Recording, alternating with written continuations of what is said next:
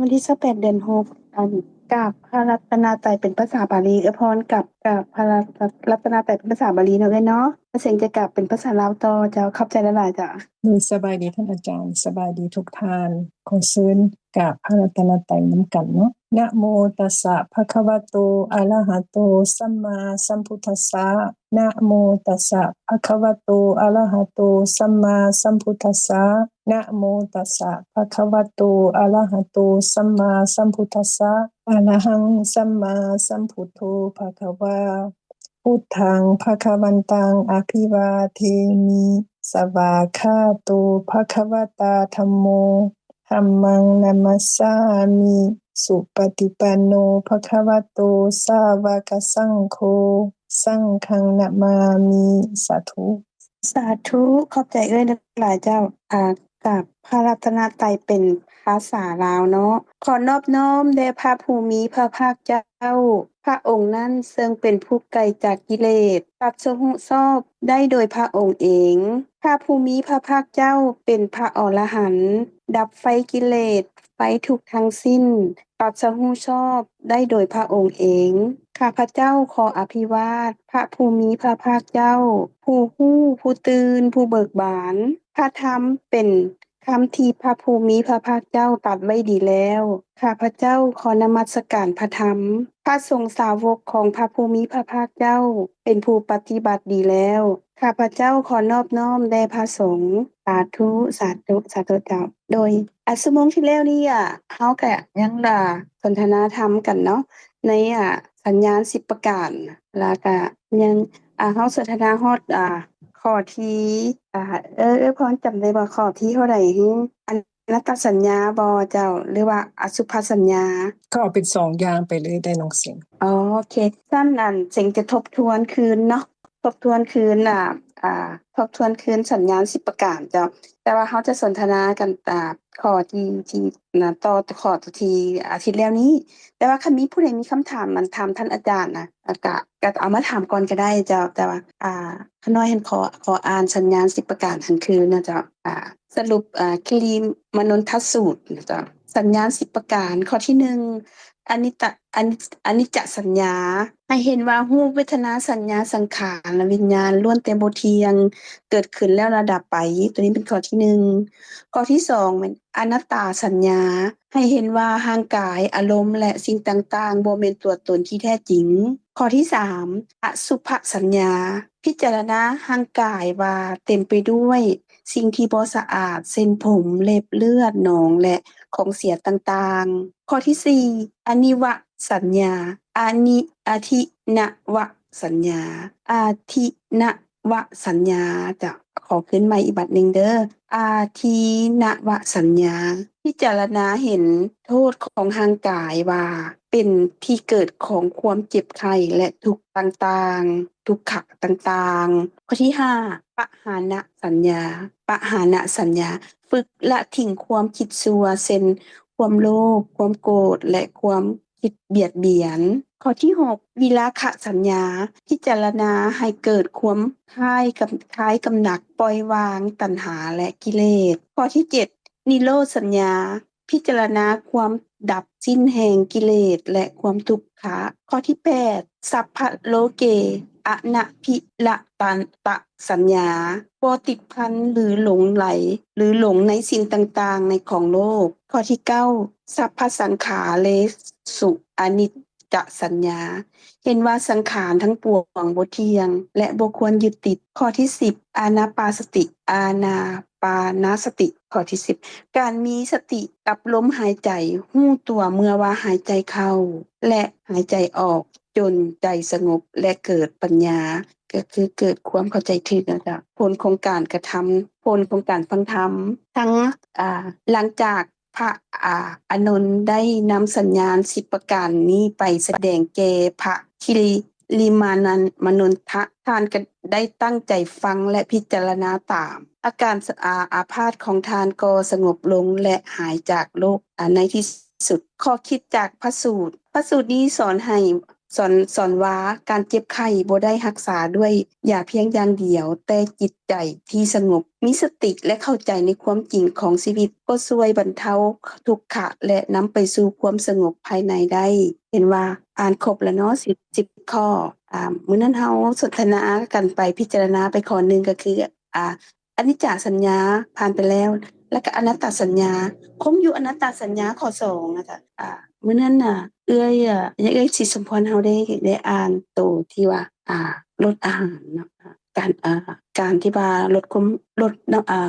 ามอ้วนหรือว่าลดน้ำหนักที่ว่าจะให้สุขภาพดีขึ้นมาคือพระพุทธเจ้าเพิ่นได้ตรัสว่าให้ลดลงเทื่อละน้อยละน้อยแต่ว่าก้าวขึ้นอีกเนาะบ่มื้อนั้นหั่น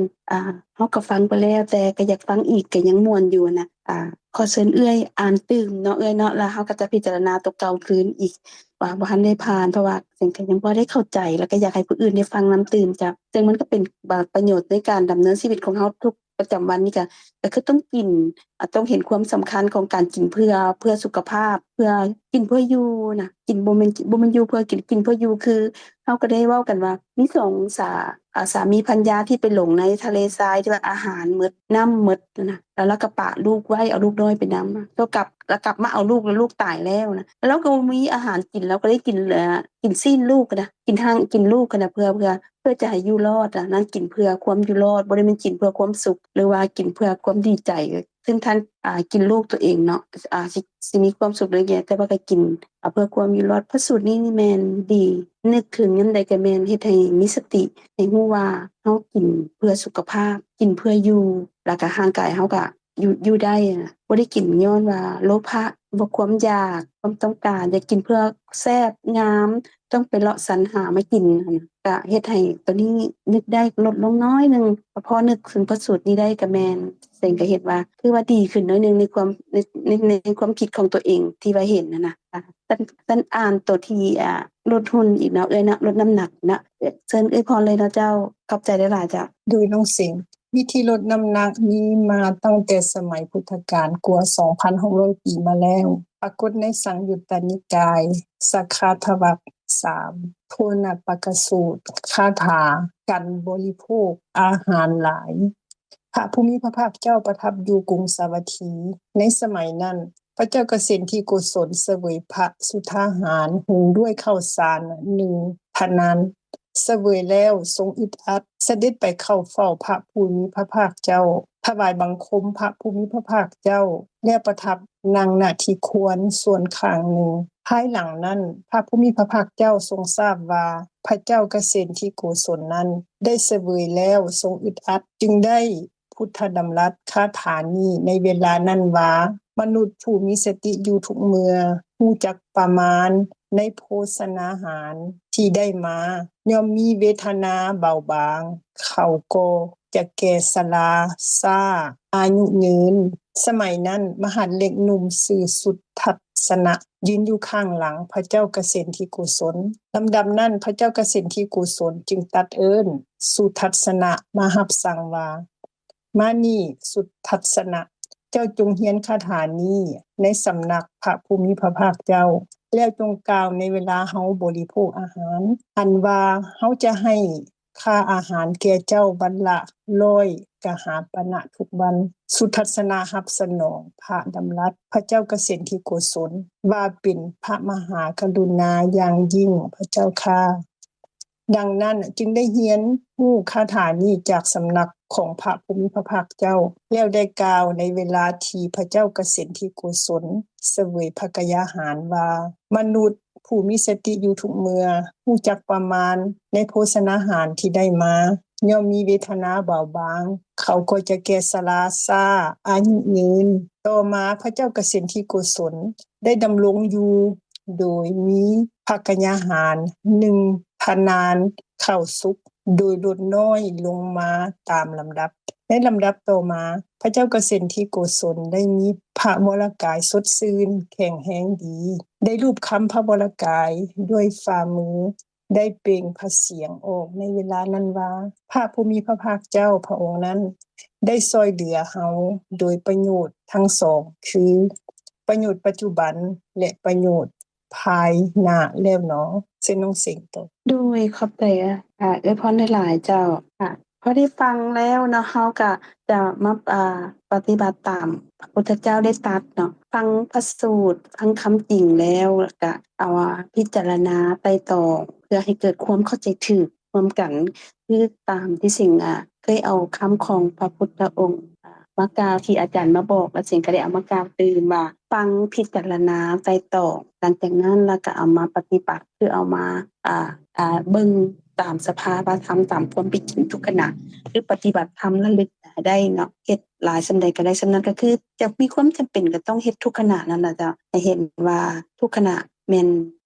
แม่นคำของพระพุทธองค์น่ะคือว่าเห็นเป็นน้ำสมุทรและเห็นเป็นความว่างเปล่าน่ะคือตัวนี้นี่ก็เว้าเรื่องสุขภาพร่างกายกับการกินตามเวลาเฮาจะกินเฮาก็คันนึกถึงพระสูตรนี้มันก็ช่วยได้จะพอได้ฟังเอื้อยเพิ่นอ่านแล้วเนาะเฮาก็มาพิจารณานำกันว่าเป็นจังได๋ผู้ใดสิช่วยพิจารณาบ่ล่ะหลังจากนั้นจะให้อาจารย์เนาะกับอาจารย์เพิ่นอธิบายต่อให้พวกเรามีมีไผจะอธิบายบ่หรือว่าน้องพงษ์บ่น้องพงษ์เอาน้องพงษ์เนาะน้องพงษ์ซะก่อนจะฟังที่เอื้อยศิสมพรเพิ่นกล่าวเมื่อกี้นี้อ่านแล้วเฮาก็พิจารณาเบิ่งดูว่าจังได๋แน่จ้ะเพื่อความเข้าใจเพิ่มขึ้นจ้ะโดยกราบสบายดีท่านอาจารย์ทั้งสองและกราบสบายดีพี่ๆน้องๆที่อยู่ในกลุ่มเฮาเนาะโดยได้ยินเสียงน้องชัดเจนอยู่บ่เอ่ยเพราะย่านมีเสียงพัดลมเข้ามาแจ้งอยู่เนาะโดยโดยขอขอบใจขน่อยได้เข้าฟังชั่วโมงก่อนเนาะแต่ว่าบ่ได้แสดงความเห็นก็ได้ก็พอดีว่าติดภารกิจก็อาจจะได้ฟังบางส่วนบ่ได้ฟังบางส่วนพอดีขอบใจนำเอยเซกเนาะที่ว่ามื้อนี้นำเอาประเด็นเก่าที่ว่าเฮาเคยร่วมกันมาเว้าคืนบ่ว่าสิเป็นข้อความธรรมะบทใดคำสอนบทใดต่อสิให้เป็นบทเก่าหรือว่าบทใหม่เวลาเฮาเอามาทบทวนคืนน้องก็เห็นว่าก็เป็นประโยชน์เพื่อความเข้าใจยิ่งขึ้นไปเนาะเพราะว่าพระธรรมบ่ว่าสิเป็นคำหนึ่งหรือว่าประโยคหนึ่งก็มีความลึกซึ้งหลายเอามาพิจารณาเทื่อนี้แล้วก็เทื่อต่อๆไปก็ย่อมเป็นไปเพื่อเพิ่มพูนความเข้าใจบ่น้อยก็หลายมันก็เป็นที่น่าอัศจรรย์ใจเนาะโดยความลึกซึ้งของข้อความในพระธรรมข้อความเก่าเฮามาตึกตองในก่อนหน้านี้แล้วก็ขณะนี้ความเข้าใจมันก็เพิ่มแล้วก็แฮ่งเห็นว่าแฮ่งลึกซึ้งหลายเนาะโดยต่อกับพระสูตรเนาะที่ตถาพรได้กล่าวมามีคำหนึ่งที่ท่านอาจารย์เพิ่นได้กล่าววันอาทิตย์ก่อนน้องได้ถือได้ที่แบบเนาะสะดุดใจเนาะแล้วก็เฮ็ดให้น้องแบบรู้สึกแบบตื่นขึ้นมาก็คือว่าเวลาเฮากินข้าวหรือว่ากินอาหารใดที่แบบว่าโอ้มีรสชาติแซ่บซ้อยมีความแซ่บอิหยังต่างๆหั้นนะแซ่บก็แซ่บอยู่แต่หม่องลิ้นซื่อๆเนาะเพราะว่าอยู่บอนลิ้นคันในทางวิทยาศาสตร์ก็คือว่ามีประสาทสัมผัสมีต่อมรับรสเนาะที่อยู่หม่องลิ้นอยู่ในบ่อนของลิ้นของเฮาเนาะแต่ว่าถ้าว่าหลังจากที่ว่าผ่านจากลิ้นไปแล้วลงไปผ่านท่ออาหารไปฮอดกระเพาะเนาะโดยมีน้ำย่อยผ่านไปลำไส้อ่อนลำไส้แก่อิหยังก็ว่าไปความรับรู้ของรสชาตินั้นบ่มีแล้วใดโดยเพราะฉะนั้นก็เพียงแต่ว่าแซ่บสิแซ่บอาหารแซ่บบ่แซ่บก็แซ่บแต่อยู่หม่องลิ้นซื่อๆเนาะโดยถ้าว่าในทางธรรมที่ว่าเราเคยศึกษาเรื่องของรูป28เนาะโดยอยู่บอนลิ้นก็จะมีประสาทเนาะที่เอิ้นว่าชิวหาประสาทที่ว่าเป็นความใสที่ว่าแผ่ซ่านอยู่ในลิ้นถ้าว่าขน้อยกล่าวผิดก็ขอรบกวนท่านอาจารย์หรือว่าท่านผู้รู้ซอยแก้ไขหรือว่ากวดแก้ให้ขน้อยเด้อขน้อยก็อาจจะบ่เว้าบ่ถูกต้องหมดแต่ก็ขอเว้าในความเข้าใจของตัวเองเนาะโดยในลิ้นของเฮาก็จะมีปุ่มหูโดยมีชิวหาประสาทโดยเป็นโตรับลิ้นและก็ชิวหาประสาทนี้ก็จะแผ่ซ่านอยู่ตามลิ้นต่างๆและก็สิเป็นบ่อนเกิดของจิตที่ชื่อว่าจิตที่รับรู้ทางรสเนาะทางรสก็คือว่าชิวหาวิญญาณเพราะฉะนั้นเวลามีอาหารมากระทบก็จะมีจิตเกิดขึ้นอยู่บนชิวหาประสาทเนาะรับรู้รสนั้น พียงแต่รับรู้รสซื่อๆหลังจากนั้นก็สิเกิดความมักความบ่มักเนาะถ้าว่าความมักก็จะเป็นจิตที่เป็นโลภะเกิดขึ้นก็เกิดขึ้น7ขณะคือเฮาเคยรู้กันเนาะโดยหรือว่าคันว่าบ่แซ่บก็อาจจะเป็นบ่พอใจก็จะเป็นจิตกลุ่มโทสะเกิดขึ้นก็เช่นเดียวกันในขณะของสมณจิตก็เกิดขึ้น7ขณะเช่นเดียวกันเนาะเพราะฉะนั้นคำที่ท่านอาจารย์ได้เว้าในชั่วโมงก่อนก็สะดุดขะหน่อยสะดุดใจขะหน่อยหลายเพราะว่าสิแซ่บบ่หรือว่าบ่แซ่บบ่ก็เพียงแต่1ขณะจิตเดียวเท่านั้นเกิดขึ้นแล้วก็ดับไปแล้วก็เกิดใหม่รับรสใหม่รับรสมักบ่มักโดยก็ตีผลแปรผลเป็นรสของอันนั้นอันนี้รสหวานรสเค็มเป็นคำเข้าเด้อเป็นแกงเผ็ดเด้อเป็นลาบเป็นตำบักหุ่งอีจังก็ว่าไปเป็นการเกิดดับของจิตหลายๆๆๆขณะเท่านั้นแต่ว่าการรับรู้รสก็มีเพียงตั้งแต่อยู่ลิ้นซื่อๆเนาะเพราะฉะนั้นจึง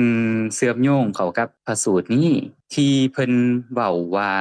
คำที่ว่าเฮ็ดให้ขะหน่อยสะดุดใจก็คือว่ามนุษย์ผู้มีสติอยู่ทุกเมื่อรู้จักประมาณในโภชนาอาหารเลยเฮ็ดให้ขะหน่อยแบบอยากมาเปรียบเทียบกับตัวเองได้เพราะว่าเพิ่นใช้คำว่ามนุษย์ผู้มีสติอยู่ทุกเมื่อเนาะบัดนี้ย้อนกลับมาเบิ่งเจ้าของเองเนาะเวลากินข้าวนี่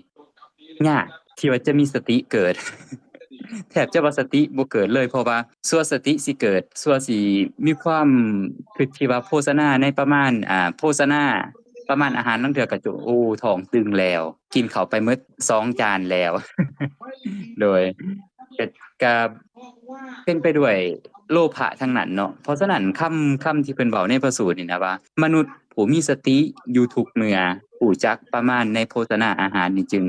แบบสะดุดใจขะหน่อยและเฮ็ดให้ขะหน่อยตื่นหลายเป็นหยังจึงว่าซั่นเพราะว่ามนุษย์ผู้มีสติอยู่ทุกเมื่อสติก็คือเฮาเคยล่มกันในหลายๆเทื่อเนาะก็เป็นสิ่งที่เกิดกับจิตโดยภาษาที่เฮาฮู้ก็คือว่าที่ท่านอาจารย์ได้อธิบายหลายๆเทื่อก็คือเจตสิกเนาะโดยเจตะบวกสิกะดังที่ท่านอาจารย์เพิ่นเคยได้อธิบายแล้วสตินี้ก็จะเกิดแต่กับจิตที่เป็นกุศลเท่านั้นเพราะฉะนั้นมนุษย์ผู้มีสติอยู่ทุกเมื่อนี่หมายถึงว่าเป็นมนุษย์ผู้ที่ดำรงชีวิตหรือว่าดำรงกิจต่างๆด้วยจิตที่เป็นกุศลซึ่งว่าผู้ที่กินผู้ที่แบบว่าตั้งจิตอยู่ในกุศลเนาะในการรับประทานอาหารของเขาก็จะรู้จักประมาณในโภชนาการโดยซึ่งว่ามันแตกต่างจากขะหน่อยอย่างสิ้นเชิงเนาะเพราะว่าเวลาขะหน่อยกินอีหยังแซ่บๆนี่ก็จนกินไปจนท้องอิ่มท้องปุ้งก็คือสิบ่มีกุศลเกิดขึ้นเพราะขณะ พอตั้งแต่ว่ามาหูโตก็อิ่มแล้วอิ่มแล้วก็อยากไปหาแนวอื่นกินต่อก็ชีวิตดำเนินไปด้วยโลภะเนาะก็จึงว่าเพียงแต่ประโยคเดียวก็คือว่ามนุษย์ผู้มีสติอยู่ทุกเมื่อรู้จักประมาณในโภชนาอาหารนี่ก็เฮ็ดให้เฮาแบบสามารถเทียบได้เนาะว่าการดำรงชีวิตโดยเอากุศลเป็นที่ตั้งหรือว่าตัวขะหน่อยเองที่ว่าแม้แต่การกินก็เป็นอกุศลเนาะเป็นที่ตั้งก็ว่าได้เป็นโลภะเป็นที่ตั้งกินด้วยความแสบซ้อยกินด้วยความบ่ฮู้ว่า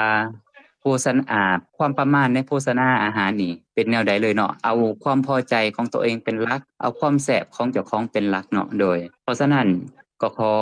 กราบอนุโมทนานำเซ้งเนาะสตาพรผู้ที่ว่านำเอาพระสูตรนี่มาก็คือว่าเป็นประโยชน์หลายเนาะเฮ็ดให้ได้ฮู้ได้ตื่นหั่นแหละเนาะโดยว่าเพียงตั้งแต่การกินข้าวที่เฮากินอยู่ทุกมื้อกินมาตั้งแต่น้อยฮอดใหญ่มันสิเป็นไปได้บ่ที่ว่าจะเฮ็ดให้เฮาแบบว่ากินรับประทานอาหารด้วยจิตที่ว่าเป็นกุศลพิจารณาทุกๆคำเข้าว่าคำเข้าหนึ่งเป็นไปก็เป็นการไปเลี้ยงบรรดาธาตุต่างๆที่อยู่ในร่างกายเฮาแหละเนาะก็คือการกินเฮากินคำเข้ากับบริงกะลาหารเนาะโดยเป็นคำเข้าเนาะอาหารลงเข้าไปกับอาหารก็ในความเป็นจริงก็เพียงแต่เป็นการประกอบของธาตุต่างๆบ่ว่าจะเป็นธาตุดินน้ำไฟลมกินผ่านเข้าไปเนาะโดยลงไปอยู่ในกระเพาะผ่านไปในลำไส้ใหญ่อาหารเหล่านั้นก็จะแปลไปเป็นถ้าว่าขะหน่อยกล่าวผิดก็กวดแกะเนาะกวดแกะด้วยขอความกรุณานำเนาะโดยอาหารที่ว่าผ่านกระเพาะเข้าไปในลำไส้อ่อนของเฮาก็จะกลายไปเป็นโอซาฮูโดยธาตุดินที่ว่าอยู่ในอาหารก็สิถูกส่งต่อไปเลี้ยงธาตุดินที่ว่าอยู่ในร่างกายบ่ว่าจะอยู่ในตาหูดั้งลิ้นกายต่างๆเนาะธาตุน้ำธ ธาตุลมธาตุไฟเช่นเดียวกันธาตุต่างๆที่ว่าอยู่ในอาหารใหม่ที่เฮากินเข้าไปก็เป็นไปเพื่อไปเลี้ยงภูมิต่างๆที่เกิดขึ้นมาจากกรรมของเฮาเนาะเพื่อให้คงอยู่ได้เพื่อให้สามารถอยู่ต่อเพื่อรับกรรมใดโดยถ้าว่าเฮากินอาหารแล้วก็สามารถพิจารณาแบบนั้นได้ว่าคำข้าวที่ว่าเฮากินก็เป็นไปเพื่อเลี้ยงร่างกายเพื่อให้อยู่ต่อศึกษาปฏิบัติธรรมต่อเจริญความดีต่ออิหยังต่างๆสิเนาะโดยก็คงจะเป็นการดีเนาะโดยสำหรับคำเห็นของขน่อยก็จะมีประมาณส่ำนี้แล้วก็อีกเทื่อนึงเนาะโดยขอกราบขอบใจและอนุโมทนาน้ำทานที่เสนอพระสูตรนี้ด้วยโดยถ้าว่าขน่อยกล่าวผิดประการใดก็ขอรบกวนท่านผู้ฮู้ท่านอาจารย์ช่วยกดแก้ให้ขน่อยเนาะโดยประมาณนี้เนาะไอ้เซ็งเนาะขอบใจหลายๆโดยขอบใจน้องพงษ์หลายๆน้องพงษ์กล่าวได้ชัดเจนนะเจ้าละเอียดเลยเจ้าขอบใจหลายๆมีประโยชน์หลายๆเลยเจ้าแล้วมีผู้อื่นต่อบ่เจ้าผู้ใดจะเจ้าน้องพงษ์เนาะเจ้า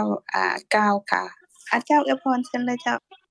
โดยกับอนุโมทนากับน้องพงษ์เนาะกล่าวได้ชัดเจนและก็อธิบายได้ถี่ถ้วนในการที่มีความติดข้องต้องการในการกินเพราะว่าเฮาเกิดมาก็สะสมมาแล้วในความอยากเนาะเพราะความอยากจึงได้เกิดเพราะความติดข้องต้องการจึงได้เกิดมาในชาตินี้อีกแต่แท้จริงที่ว่าได้เกิดเป็นมนุษย์ที่ว่าเฮายังมีความระลึกได้คิดได้มีสติบางครั้งที่เกิดเพราะถ้าเฮาเกิดเป็นสัตว์เดรัจฉานหรือเกิดเป็นอย่างอื่นจะบ่ระลึกสิ่งนี้บ่ได้เลยก็ถึงขนาดว่าระลึกได้ก็ยังลืมสมมุติเวลาการกินนี่เนาะก็จะบ่รู้สึกเลยอย่างที่น้องพงษ์ว่ากินตอนนั้นก็ติดข้องไปในความแซ่บซ้อยเลยจะบ่นึกว่ากินเพื่อดำรงชีวิตอยู่เพื่อให้ร่างกายนี้สมบูรณ์เพื่อให้แข็งแรงแต่จะบ่คิดอย่างนั้นเลยจะกินด้วยความแซ่บแล้วก็ติดข้องก็จะรู้สึกตัวได้อย่างที่น้องพงษ์ว่าเราก็เปิดเอา 2-3 จานไปแล้วอันนี้ก็เป็นอีกอย่างนึงที่เราเห็นว่าความติดข้องความสะสมในนิสัยของเฮาตั้งแต่เกิดจนตายหรือว่าตั้งแต่ชาติหลายๆชาติมาแล้วในติดข้องต้องการในความอยากได้อยากมีอยากทุกอย่างแม้แต่การกินก็อยากกินอันที่แซ่บๆแล้วเวลากินก็จะลืมจะบ่นึกได้เลยว่ากินในขณะที่กินนั้นเป็นจังได๋กินด้วยความแซ่บหรือว่าแซ่บก็คืออยู่แค่ปลายลิ้นอย่างที่ได้กล่าวมาเฮาจะลืมตัวไปเลยบัดเวลาที่กินอิ่มแล้วรู้สึกว่าจนแน่นท้องขึ้นมาอย่างพระเจ้าประสิทธิกุศลเนาะจนแน่นบ่สำบายได้จังรู้สึกว่าแต่ละครั้งจังรู้สึกว่ากินเกินไปเกินกว่าที่ร่างกายต้องการแล้วก็ทำให้เมื่อยสุขภาพอ่อนแอแล้วก็บ่สำบายตนบ่สำบายตัวแต่เวลามื้อต่อมาเฮาก็กินอีกก็ลงไปในความที่อยากอีกในความแซ่บของอาหารนั่นอีกอยากกินแต่ของแซ่บๆก็เป็นอย่างนี้ตลอดไปก็เป็นอย่างนี้ทุกมื้อจังซั่นในพระสูตรที่ได้กล่าวมาเนาะพระเจ้าประสิทธิกุศลจึงได้เอิ้นมหาดเด็กหนุ่มเนาะบอกว่าเจ้าจงเรียนพระคาถานี้ในสำนักของพระผู้มีพระภาคเจ้าและจงกล่าวในเวลาที่เฮาเสวยอาหารที่ว่ามนุษย์ผู้มีสติอยู่ทุกเมื่อรู้จักประมาณในโภชนาอาหารบ่กินหลายหรือกินน้อยกินพอประมาณจะมีเวทนาเบาบางก็คือมีความรู้สึกที่เบาบางสบายตนสบายตัวแต่ก็จะแก่ชราช้าลงแล้วก็อายุยืนเพราะจะบ่ไปเบียดเบียนร่างกายของตนเองเพื่อต่อมาพระเจ้ากสิทธิกุศลก็ได้ทำอย่างที่พระพุทธเจ้าสอนเนาะแล้วก็เวลากินอาหารก็มหาเด็กก็ได้กล่าวคำนี้ออกมาแล้วต่อมา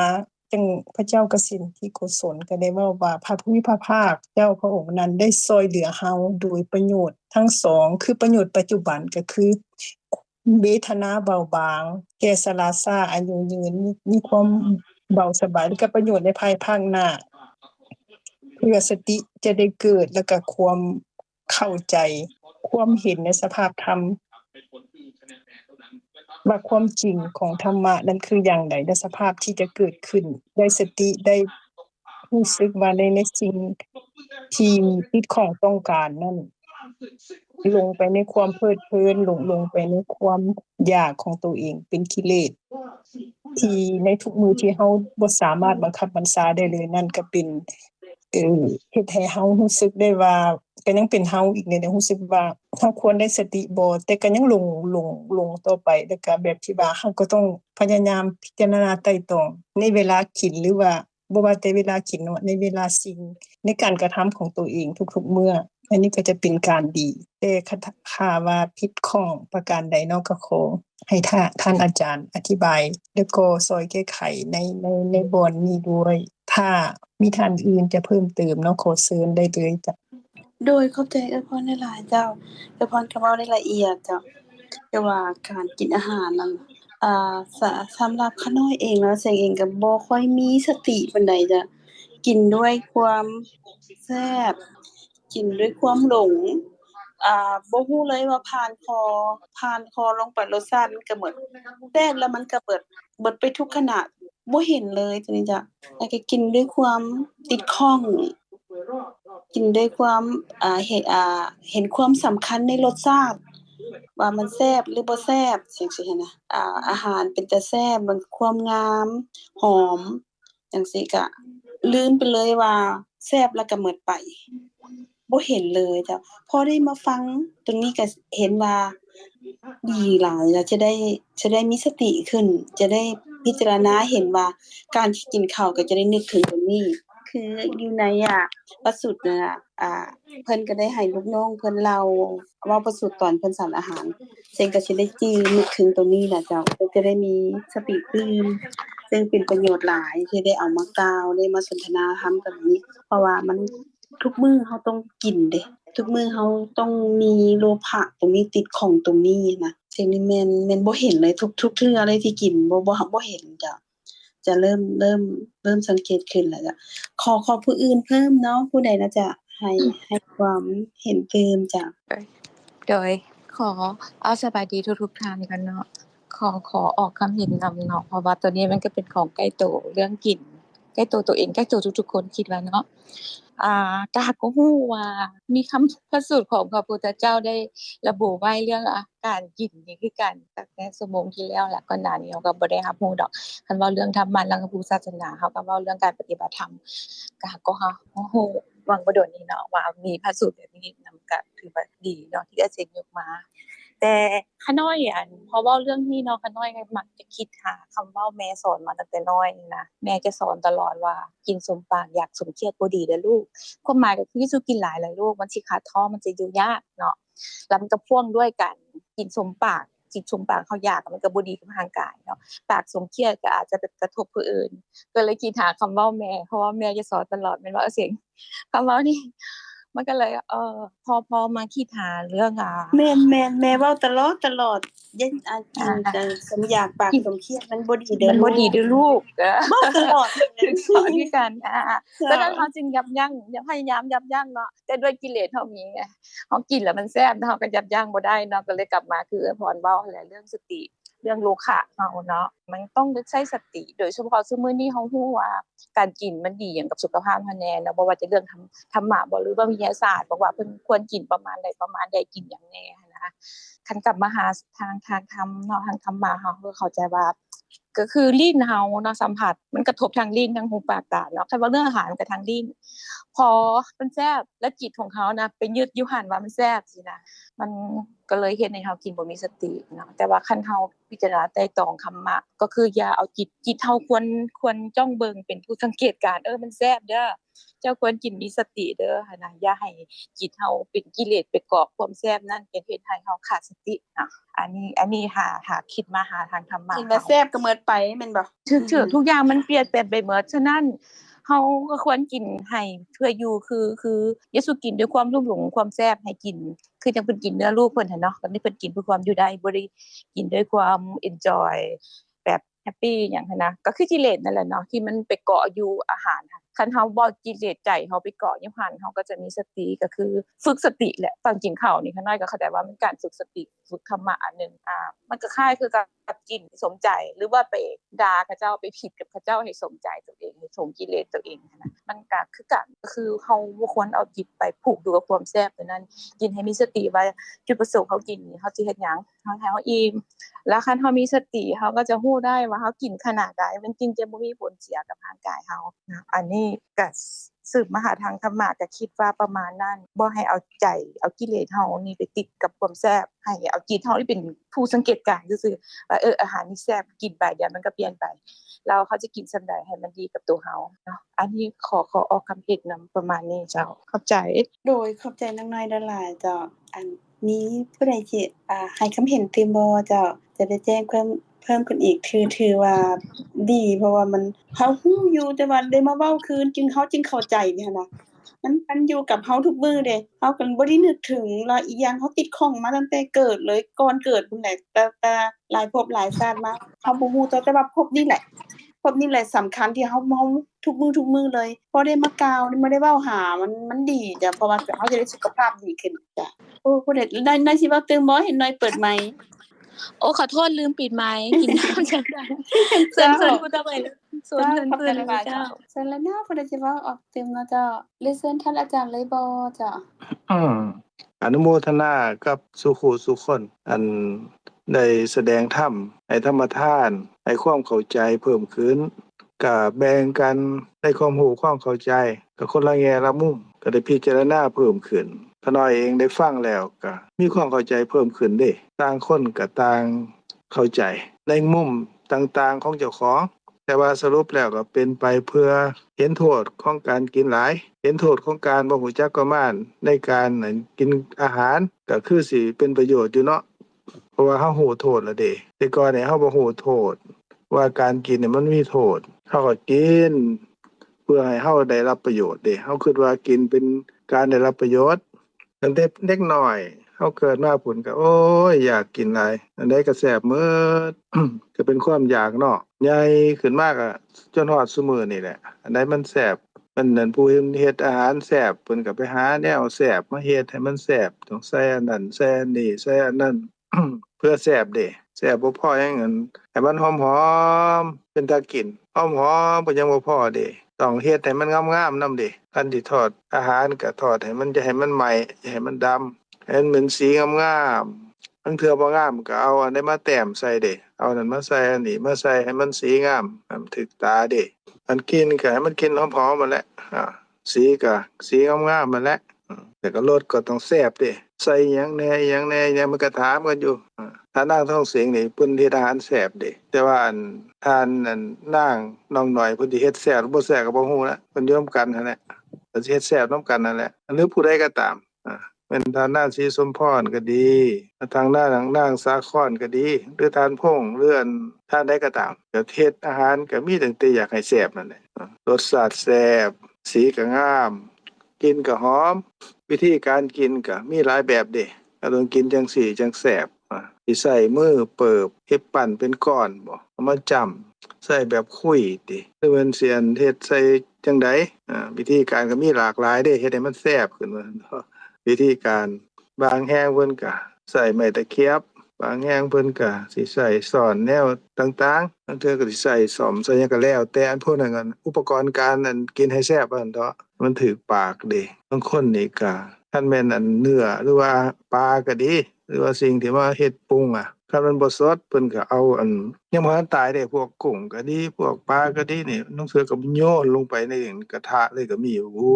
รวมจังสดเพิ่นว่ามันจังแซ่บว่าซั่นเด้อันนี้ก็เป็นไปตามความอยากนั่นแหละที่ว่ามาทั้งหมดนี่ซุมื้อนี้เฮาหาเงินหาทองก็ดีก็หาเพื่อหยังล่ะก็หาเพื่อสำคัญที่สุดก็คืออาหารเด้ส่วนเสื้อผ้าก็สำคัญอยู่คันมันขาดมันนั่นมันนี่มันก็ใช้ได้ใช้อีกก็ได้เด้เสื้อผ้าก็สำคัญแต่ว่าก็บ่สำคัญเท่าใดเก่าๆก็ใช้ได้หรือว่าที่อยู่อาศัยหม้องนี้มันบ่งามมันก็นอนหลับคือกันนั่นแหละมันงามก็นอนหลับคือกันบางเทื่อก็ไปอยู่ลำทุ่งไร่ทุ่งนาน้ำเถียงนาก็นอนได้แต่ว่าเฮาสิขาดอาหารบ่ได้เด้อาหารนี่มันเป็นสิ่งที่ต้องรักษากายกับจิตให้อยู่นำกันตัวมันเกิดความหิวขึ้นมานี่มันก็เป็นโรคอย่างหนึ่งเด้พระพุทธเจ้าเพิ่นก็ตรัสว่าสิคัจฉาปรมาโรคาความหิวเป็นโรคอย่างยิ่งตกลงว่าซุมื้อนี้เฮาอยากหากินคุยกันหาเงินหาทองก็คือหาอยากหากินทุกคนก็เป็นจังซั่นเด้บ่แม่นแต่พวกเฮาเด้สัตว์สาวาสิ่งคือกันตื่นขึ้นมาก็ออกหากินแต่เช้าพุ่นแหละหากินแล้วมันก็ส่วนพวกนกนี่อยู่บ้านขาน้อยมีนกมาหลายให้อาหารมันกินแล้วมันแท้มันนกพิราบเด้อ กินเข้าไปแล้วมันก็ทายออกเด้อ้อโอ้ตัวซั่นสิบินบ่ได้นกเขาก็มีนกจิบเพี้ยงก็มีมันมากินเด้กินแล้วก็ทายออกอ้าวโอ้บางเทื่อก็รำคาญมันอยู่แต่ก็สิต้นมันก็ให้มันกินหาอยู่หากินของมันแหละ มันก็ตื่นแต่เช้าเด้มันไปหากินกินแล้วมันก็ขับถ่ายกลับมามันก็มานอนมันก็ในวัยสมควรมันก็แพร่พันธุ์นี่มีการกินขับถ่ายหลับนอนแพร่พันธุ์แล้วก็ย้านเอิ้นว่ากลัวภัยขาน้อยเฮ็ดซ้อนตกดังแป้งมันก็บึบหนีไปเลยมันย้านชีวิตมันก็เป็นจังซี่เด้ตื่นมาก็ไปหากินขับถ่ายหลับนอนแพร่พันธุ์ระวังภัยย้านกลัวมื้อแล้วมื้ออีกมือแล้วมือเล่าจากมือนั้นถึงมือนี้ถึงมือนั้นไปเรื่อยจังนั้นก็ตายไปได้บัด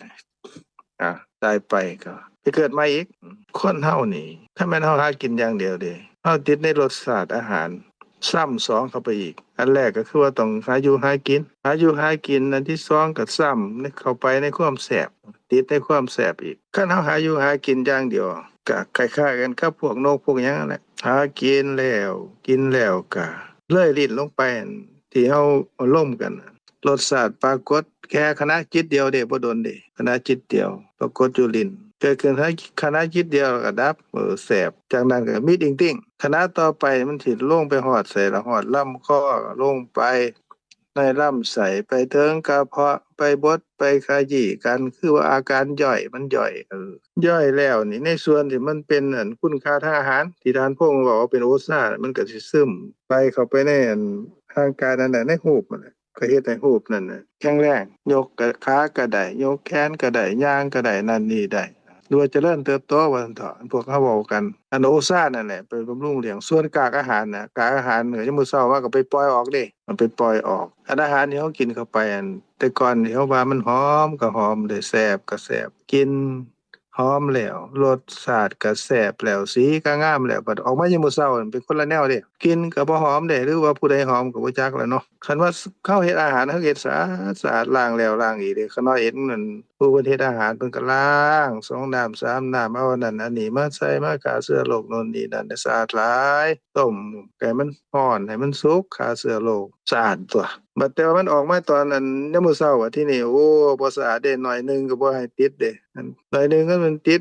มือก็ดีติดภาชนะนั่นนี่ก็ดีโอ้ยสกปรกหลายว่าซั่นเถาะบัดนี้เอ้าคือเป็นจังซั่นวะอันนี้เขาน้อยว่ากระบวนการของการกินเด้อแซ่บขณะจิตเดียวน่ะอันสิ่งที่มันแซ่บรสชาติดีกลิ่นหอมรูปร่างดีบางหม้องก็ดีใจหลายเด้อราคาแพงอาหารโอ้ยไปกินหม้องนั้นหม้องนี้เท่านั้นร้านเท่านี้ร้านอันขาน้อยก็เคยไปกินเด้แถวเขื่อนน้ำงึมน่ะโอ้ปลาเพิ่นเฮ็ดแซ่บตัวเพิ่นคิดเงินมาแล้วขาน้อยโอ้ยไปหาเงินไสมาให้เขาเจ้าเนาะอันนี้ว่าเพิ่นโอ้ยมันจักมัน100ล้านพันล้านโอ้ยจังได๋วะคิดไปคิดมามันก็คนละหน่วยกันเนาะอันนั้นก็สร้างเถาะเว้าสู่กันฟังซื่อมันสิแพงปานใดก็ตามเด้หรือว่าสิถูกจังได๋ก็ตามออกมายามมื้อเช้านั่นเท่ากันเบิดตัวอันนี้เป็นกระบวนการของการกินแล้วก็ขับถ่ายแล้วก็หลับนอนนี่หลับนอนขับถ่ายกลัวภัยถึงวัยเจริญพันธุ์ก็มีครอบมีครัวเนาะก็มีเพศสัมพันธ์มีลูกมีหลานมีเหลนอันนี้ก็เป็นธรรมชาติแล้วเนาะตกลงว่าเฮาไปเทียบกับนกบัดนี้ไปเทียบกับนกไปเทียบกับงัวกับช้างกับม้าเฮาอยู่ไปอยู่มาเด้การเวลาผ่านไปสู่มื้อสู่เว้นเด้ทุกคืนทุกวันชีวิตความเป็นอยู่ในโลกนี่ก็สั้นลงทุกที่ก็ซ้ำกับนกกับช้างกับม้ากับงัวกับควายทั้งหลายนั่นแหละแต่ว่าจากโลกนี้ไปดิตกลงว่าเฮากับช้างก็ดีกับนกก็ดีก็สิบ่ต่างกันเท่าใดเด้เพราะว่าหาอยู่หากินก็ต่างในจักหน่อยนึงคือติดชาติในรสชาติของความอร่อยอันอื่นเท่ากันคือขับถ่ายรับนอนสืบพันธุ์กลัวภัยแล้วก็ตายจากโลกนี้ไปประโยชน์ของการเกิดมาในโลกนี้มันมีจังได๋ล่ะบัดตายแล้วเฮาก็ไปเกิดอีก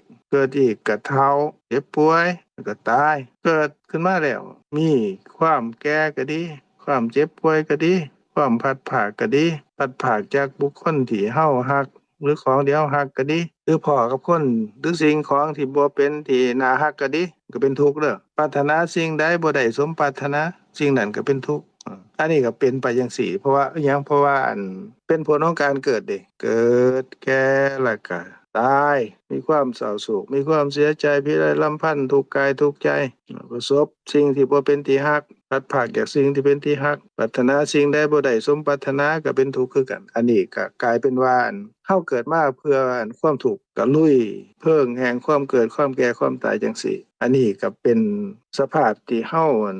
เปรียบเทียบว่าการเกิดมานี่สิมีประโยชน์จังได๋หรือว่ามาเกิดมาเพื่อหากินเท่านั้นคันหากินเท่านั้นนี่ก็บ่ต่างกันกับสัตว์ทั้งหลายที่เกิดมาแต่ว่า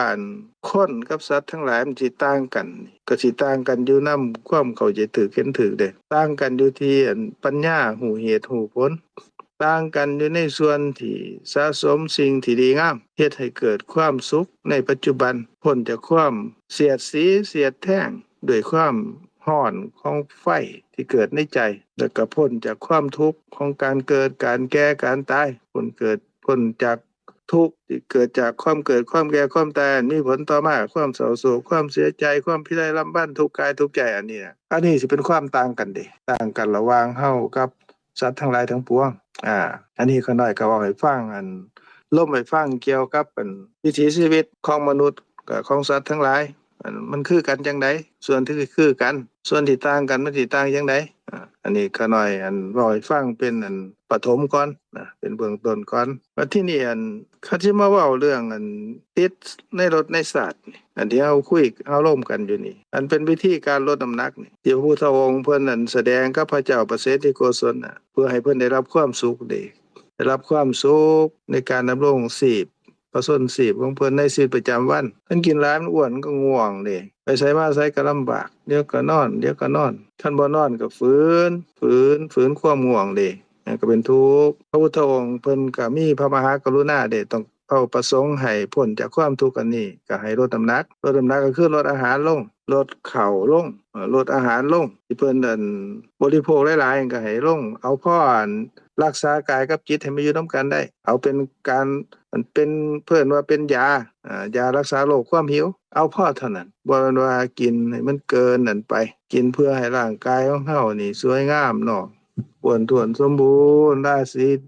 ศีผ่องใสเบิ่งแล้วก็โอ้ยอุ้มซุมเห็นแล้วก็โอ้เพิ่นนี่เพิ่นมีสง่าราศีดีเนาะคือสิห่างมีสีสุขเพราะว่าเพิ่นมีแนวกินหลายเด้เพิ่นอ้วนท้วนสมบูรณ์บ่แม่นกินจังซั่นเด้คือว่ากินตามตามปากนี่มันมองนี่ก็คือว่าตามรสชาติมันแซ่บเฮาก็กินเด้ได้มันแซ่บเฮาก็ไปหามาเฮ็ดแต่ก็กินอยู่หั่นแหละติดกับรสกับชาติหม้องใดมันแซ่บอยู่ไสก็ชวนกันไปหากินไกลปานใดก็ไปอันนี้ก็ไปพอติดรสติดชาติเด้อันนี้เพิ่นก็เอิ้นว่ากินเพื่อหยังล่ะกินเพื่อที่เฮ็ดให้เฮานี่มีความสุขที่ว่านี่ก็คือว่าได้ตามที่เฮาอยากได้เฮาต้องการนั่นแหละอยากได้รสที่แซ่บก็ได้ล่ะอยากกินหลายๆตามที่มันแซ่บก็ได้กินหลายคิดถึงอันใดที่อยากกินก็ได้กินก็เป็นไปจังซี่อันนี้ก็เป็นความสุขเวทนาเด้คือมีความรู้สึกเป็นสุขมีสุขก็มีความเพลิดเพลินโอ้ดีอกดีใจแล้วนะเป็นไปจังซี่แต่เป็นไปจังซี่อันนี้เพิ่นว่ากินบ่แม่นเพื่อเป็นยาเด้บ่แม่นเป็นเพื่อการรักษากายกับจิตให้อยู่นำกันแต่ว่ากินไปเพื่อความอยากตามความอยากตามลิ้นตามปากกินไปเพื่อความสนุกสนานเพลิดเพลินกินไปเพื่อให้มันร่างกายเฮานี่ได้สารอาหารที่ดีกินไปเพื่อที่ประดับตกแต่งร่างกายของเฮานี่ให้มันดีมันงามกินไปเพื่อชื่อเพื่อเสียงว่าเฮาไปกินอาหารดีหม้องนั่นหม้องนี้หม้องนึงก็มาคุยมา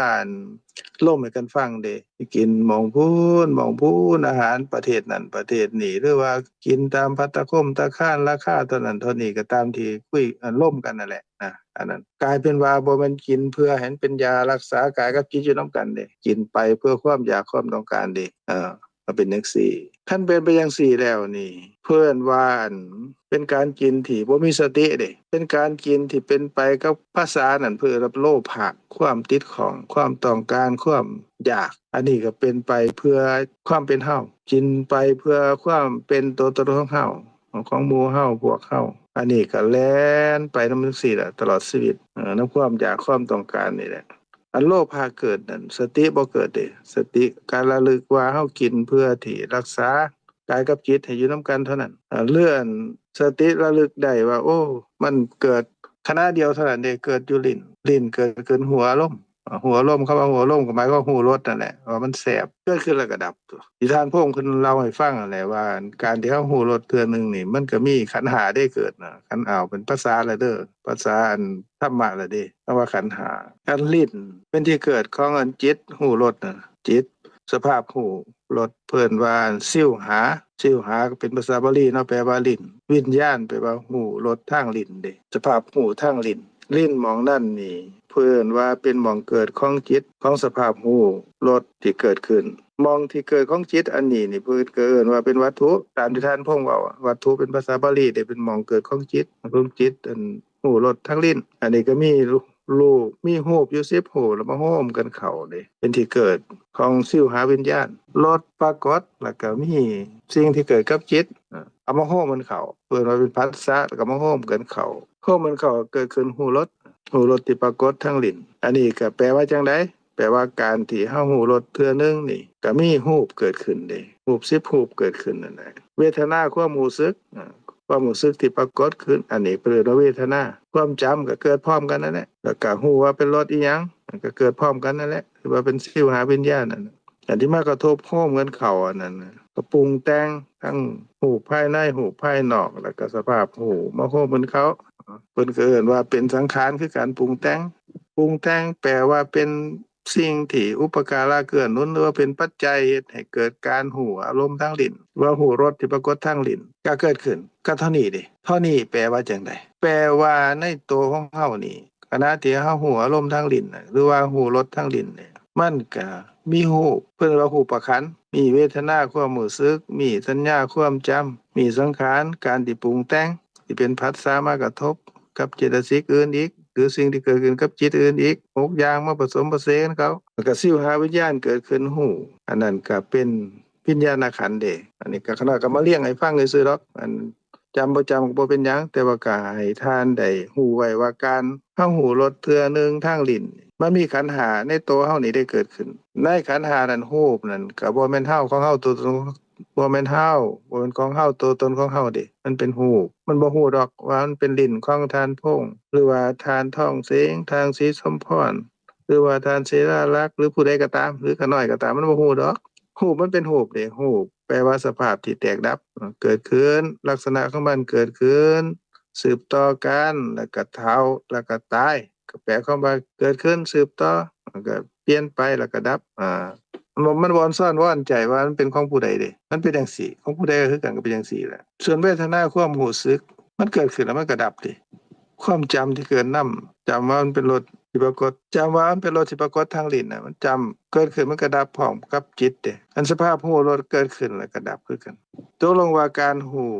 สิ่งที่ปรากฏทางลิ้นคือหูรสแต่ละเทื่อนี่ก็คือขันธ์5นี่แหละเกิดขึ้นแล้วก็ดับไปในขันธ์5นั้นก็บ่แม่นของทานพงษ์หรือบ่แม่นของข้าน้อยหรือว่าทานนางทองเสงรูปก็เป็นรูปเวทนาก็เป็นสิ่งที่เกิดกับจิตความจำก็เป็นสิ่งที่เกิดขึ้นกับจิตหูก็เป็นสภาพหูซื่อๆหูอารมณ์ก็คือหูรสที่ปรากฏทางลิ้นเกิดขึ้นแล้วก็ดับก็บ่เหลือตกลงว่าในขันธ์5นั้นบ่มีหยังที่เป็นของทานบ่มีหยังที่เป็นของข้าน้อยหรือของผู้ใดเด้มันเกิดขึ้นตามเหตุปัจจัยที่มาผสมประเสกันเข้าโฮมกันเข้าเกิดขึ้นแล้วมันก็ดับแล้วก็ในตัวของมันเองน่ะมันก็บ่แม่นรูปของผู้ใดเด้บ่แม่นเวทนาของผู้ใดบ่แม่นสัญญาสังขารวิญญาณของผู้ใดเด้มันเกิดขึ้นแล้วก็ดับมันเป็นจังซี่บัดทีนี้เฮาเว้าเฮาร่วมกันว่ามันเกิดขึ้นเทื่อเดียวอยู่แค่ปรากฏทางลิ้นเท่านั้นเกิดขึ้นแล้วก็ดับอันคันเฮาบ่ฮู้จังซี่เพิ่นว่าบ่มีสติผู้ที่บ่มีสติก็เลยเป็นไปกับมันแซ่บตัวนี้ก็เลยยังตามกันขาน้อยร่มให้ฟังนั่นแหละว่าพากันไปหากินของแซ่บๆเด้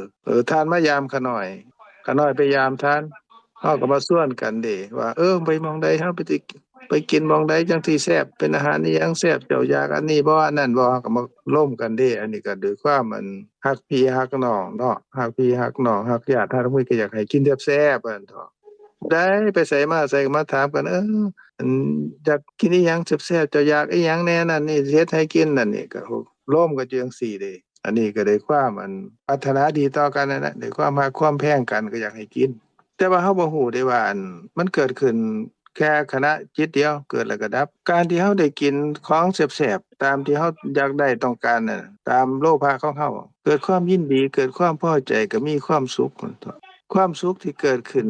กับความต้องการความอยากได้เป็นไปตามที่เฮาต้องการอยากได้นี่มันมีแค่น้อยเดียวขณะจิตเดียวเกิดแล้วก็ดับแต่ว่าเฮาก็อยากอีกเด้อบัดนี้อยากอีกก็พากันหาอีกแล้วบัดทีนี้แม่นเฮาไปกินอีกมื้อนี้จะมันกินจักเที่ยเลยบ่ว่าสิเป็นอันพวก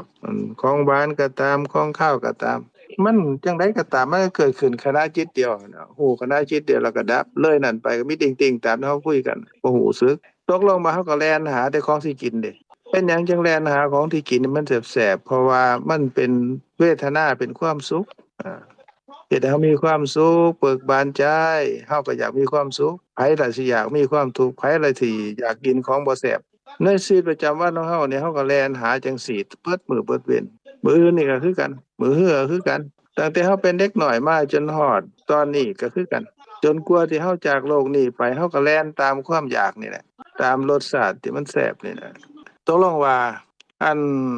เฮาแล่นตามความอยากแล่นตามความอยากตลอดชีวิตบ่เคยอิ่มจักเทื่อแซ่บเกิดขึ้นขณะจิตเดียวแต่ว่าเฮาบ่ฮู้ตามความเป็นจริงคันบ่ฮู้ตามความเป็นจริงจังซี่ก็เป็นไปกับการแสวงหาด้วยการติดในรสในชาติอันนี้ตลอดชีวิตเฮาชาตินี้ก็เป็นจังซี่ชาติต่อไปก็เป็นจังซี่ชาติที่แล้วมาก็เป็นจังซี่ชาติใดๆก็เป็นจังซี่อันนี้เพิ่นว่าบ่มีสติบ่ฮู้ว่าเฮากินอาหารเทื่อหนึ่งรสชาติที่เกิดขึ้นนั้นก็คือรูปขันธ์นามขันธ์คือขันธ์5ในตัวของเฮานี่แหละเกิดขึ้นแล้วก็ดับบ่มีเฮาของเฮาตัวตนของเฮาเด้คำว่าขันธ์แปลว่ากองขันธ์5แปลว่ากอง5กองเป็นรูปขันธ์เวทนาขันธ์สัญญาขันธ์สังขารขันธ์วิญญาณขันธ์อันนี้ก็เป็นชื่อก็บ่ต้องกังวลบ่ต้องอุกอกทุกข์ใจดอกก็ฟังไว้ซื่อๆแต่ว่าโดยความหมายนั่นน่ะโดยความหมายเพิ่นแปลว่าว่างเปล่าคืออากาศเด้ลิ้นที่เป็นที่รับรสนั่นที่เป็นรูปนั่นเกิดขึ้นแล้วก็ดับก็ว่างเปล่าคืออากาศเด้เวทนาความรู้สึกก็เกิดขึ้นแล้วก็ดับก็ว่างเปล่าคืออากาศความจำสัญญาก็คือกันสัญญาขันธ์ก็ว่างเปล่าคืออากาศสังขารขันธ์ปรุงแต่งจิตก็ว่างเปล่าคืออากาศแม้นความชอบความบ่ชอบที่เกิดขึ้นน่ะหรือว่าโลภะเกิดขึ้นก็ว่างเปล่าคืออากาศก็เป็นสังขารขันธ์ก็เกิดขึ้นแล้วก็ดับคือกันสภาพหูอารมณ์คือสิ่งที่ปรากฏทางลิ้นเป็นสิวหาวิญญาณเกิดขึ้นแล้วก็ดับก็ว่างเปล่าคืออากาศก็แปลว่าทางเบิดน่ะที่เป็นขันธ์5นั่นว่างเปล่าคืออากาศอยู่ไสอยู่โตเฮานี่แหละในขณะที่เฮากินข้าวกินน้ำหูสึกหูแซ่บนั่นก็เกิดขึ้นแล้วก็ดับก็ว่างเปล่าคืออากาศเด้ในทางอื่นก็คือกันขณะที่เห็นขณะได้ยินก็ตามขณะได้กินก็ตามขณะหูรสก็ตามขณะหูสิ่งที่กระทบสัมผัสทางกายก็ตามขณะที่ทานก็ดีก็น้อยก็ดีนึกคิดถึงสิ่งที่ปรากฏทางใจก็ตามว่างเปล่าคืออากาศเพราะหยังเพราะว่าเกิดขึ้นแล้วก็ดับบ่เหลืออยู่คันหูตามความเป็นจริงจังซี่ว่าขณะที่เฮาหู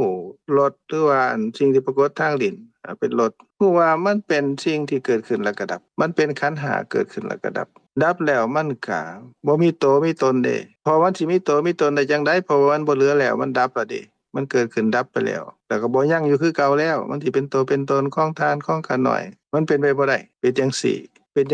แต่ละขณะคันสติระลึกฮู้ตามความเป็นจริงว่าโอ้เป็นเพียงสิ่งที่ปรากฏขึ้นแล้วก็ดับซื่อๆเกิดขึ้นตอนใด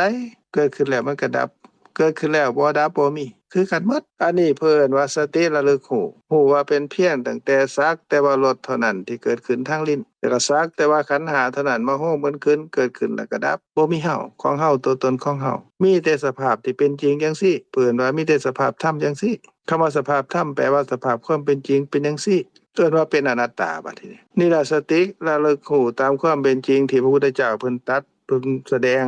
ว่า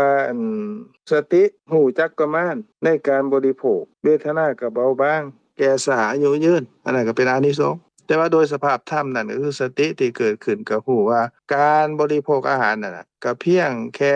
บำบัดความหิวบำบัดโรคเก่าคือความหิวให้มันเบิดไปป้องกันบ่ให้โรคใหม่คือความหิวใหม่เกิดขึ้นเป็นการรักษากายกับจิตคือขันธ์5นี่ให้อยู่นํกันได้บ่ให้ตายว่าซั่นเถาะแล้วก็ฮู้ว่าอาหารน่ะเป็นเพียงแต่สภาวะอันนึงเป็นธาตุอันนึงเป็นวัตถุอันนึงสิเป็นสัตว์ก็บ่แม่นบุคคลก็บ่แม่นเป็นเพียงแต่สภาวะธรรมอันนึงที่เป็นธาตุดิน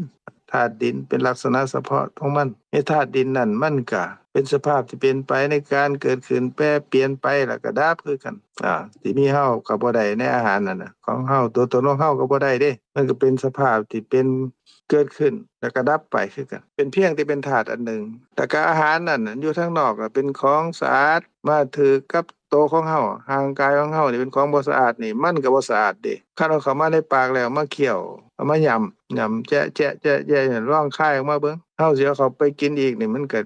กินยากอยู่เด้เอามาวางไว้ข้างนอกนี่มันก็สกปรกอะเด้ยามเรียบร้อยแล้วมันก็ไปถือกับน้ำลายแหน่ถือกับเลือดแหน่ที่มันคลุกเข้าอยู่ในลิ้นในปากของเฮานี่เคี้ยวละเอียดแล้วมันก็ไหลลงไปตามลำคอตามลำดับไปฮอดกระเพาะย่อยแล้วมันก็ปล่อยออกมายามมื้อเช้าตอนกินเนี่ยเฮาก็ตั้งวงโฮมกันกินเด้แซ่บหลายทั้งหมู่ทั้งพวกทั้งลูกทั้งหลานทั้งผัวเมียอยู่นำกันลูกหลานเหลนมากินนำกันเอิ้นมากินล้อมวงกันเข้ามากินอาหารการกินก็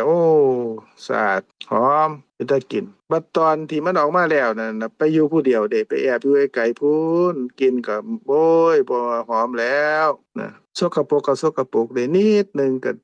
รังเกียจเด้แต่ก่อนกินนั่นบ่รังเกียจเด้ไปหาซื้อมาเอามาเฮ็ดหรือว่าไปหาซื้อมานำไปกินหม้องนั้นหม้องนี้แต่ว่าตอนนั้นเอาออกมายามมื้อเช้านี่เป็นคนละแบบกันเพราะอิหยังเพราะว่ามาถือกับร่างกายอันที่มันบ่สกปรกโทษทีเอามาถือกับร่างกายมันสกปรกร่างกายมันสกปรกอาหารก็เลยสกปรกไปนำเข้าไปในโตของเฮานี่ก็สกปรกจนมันย่อยแล้วมันไ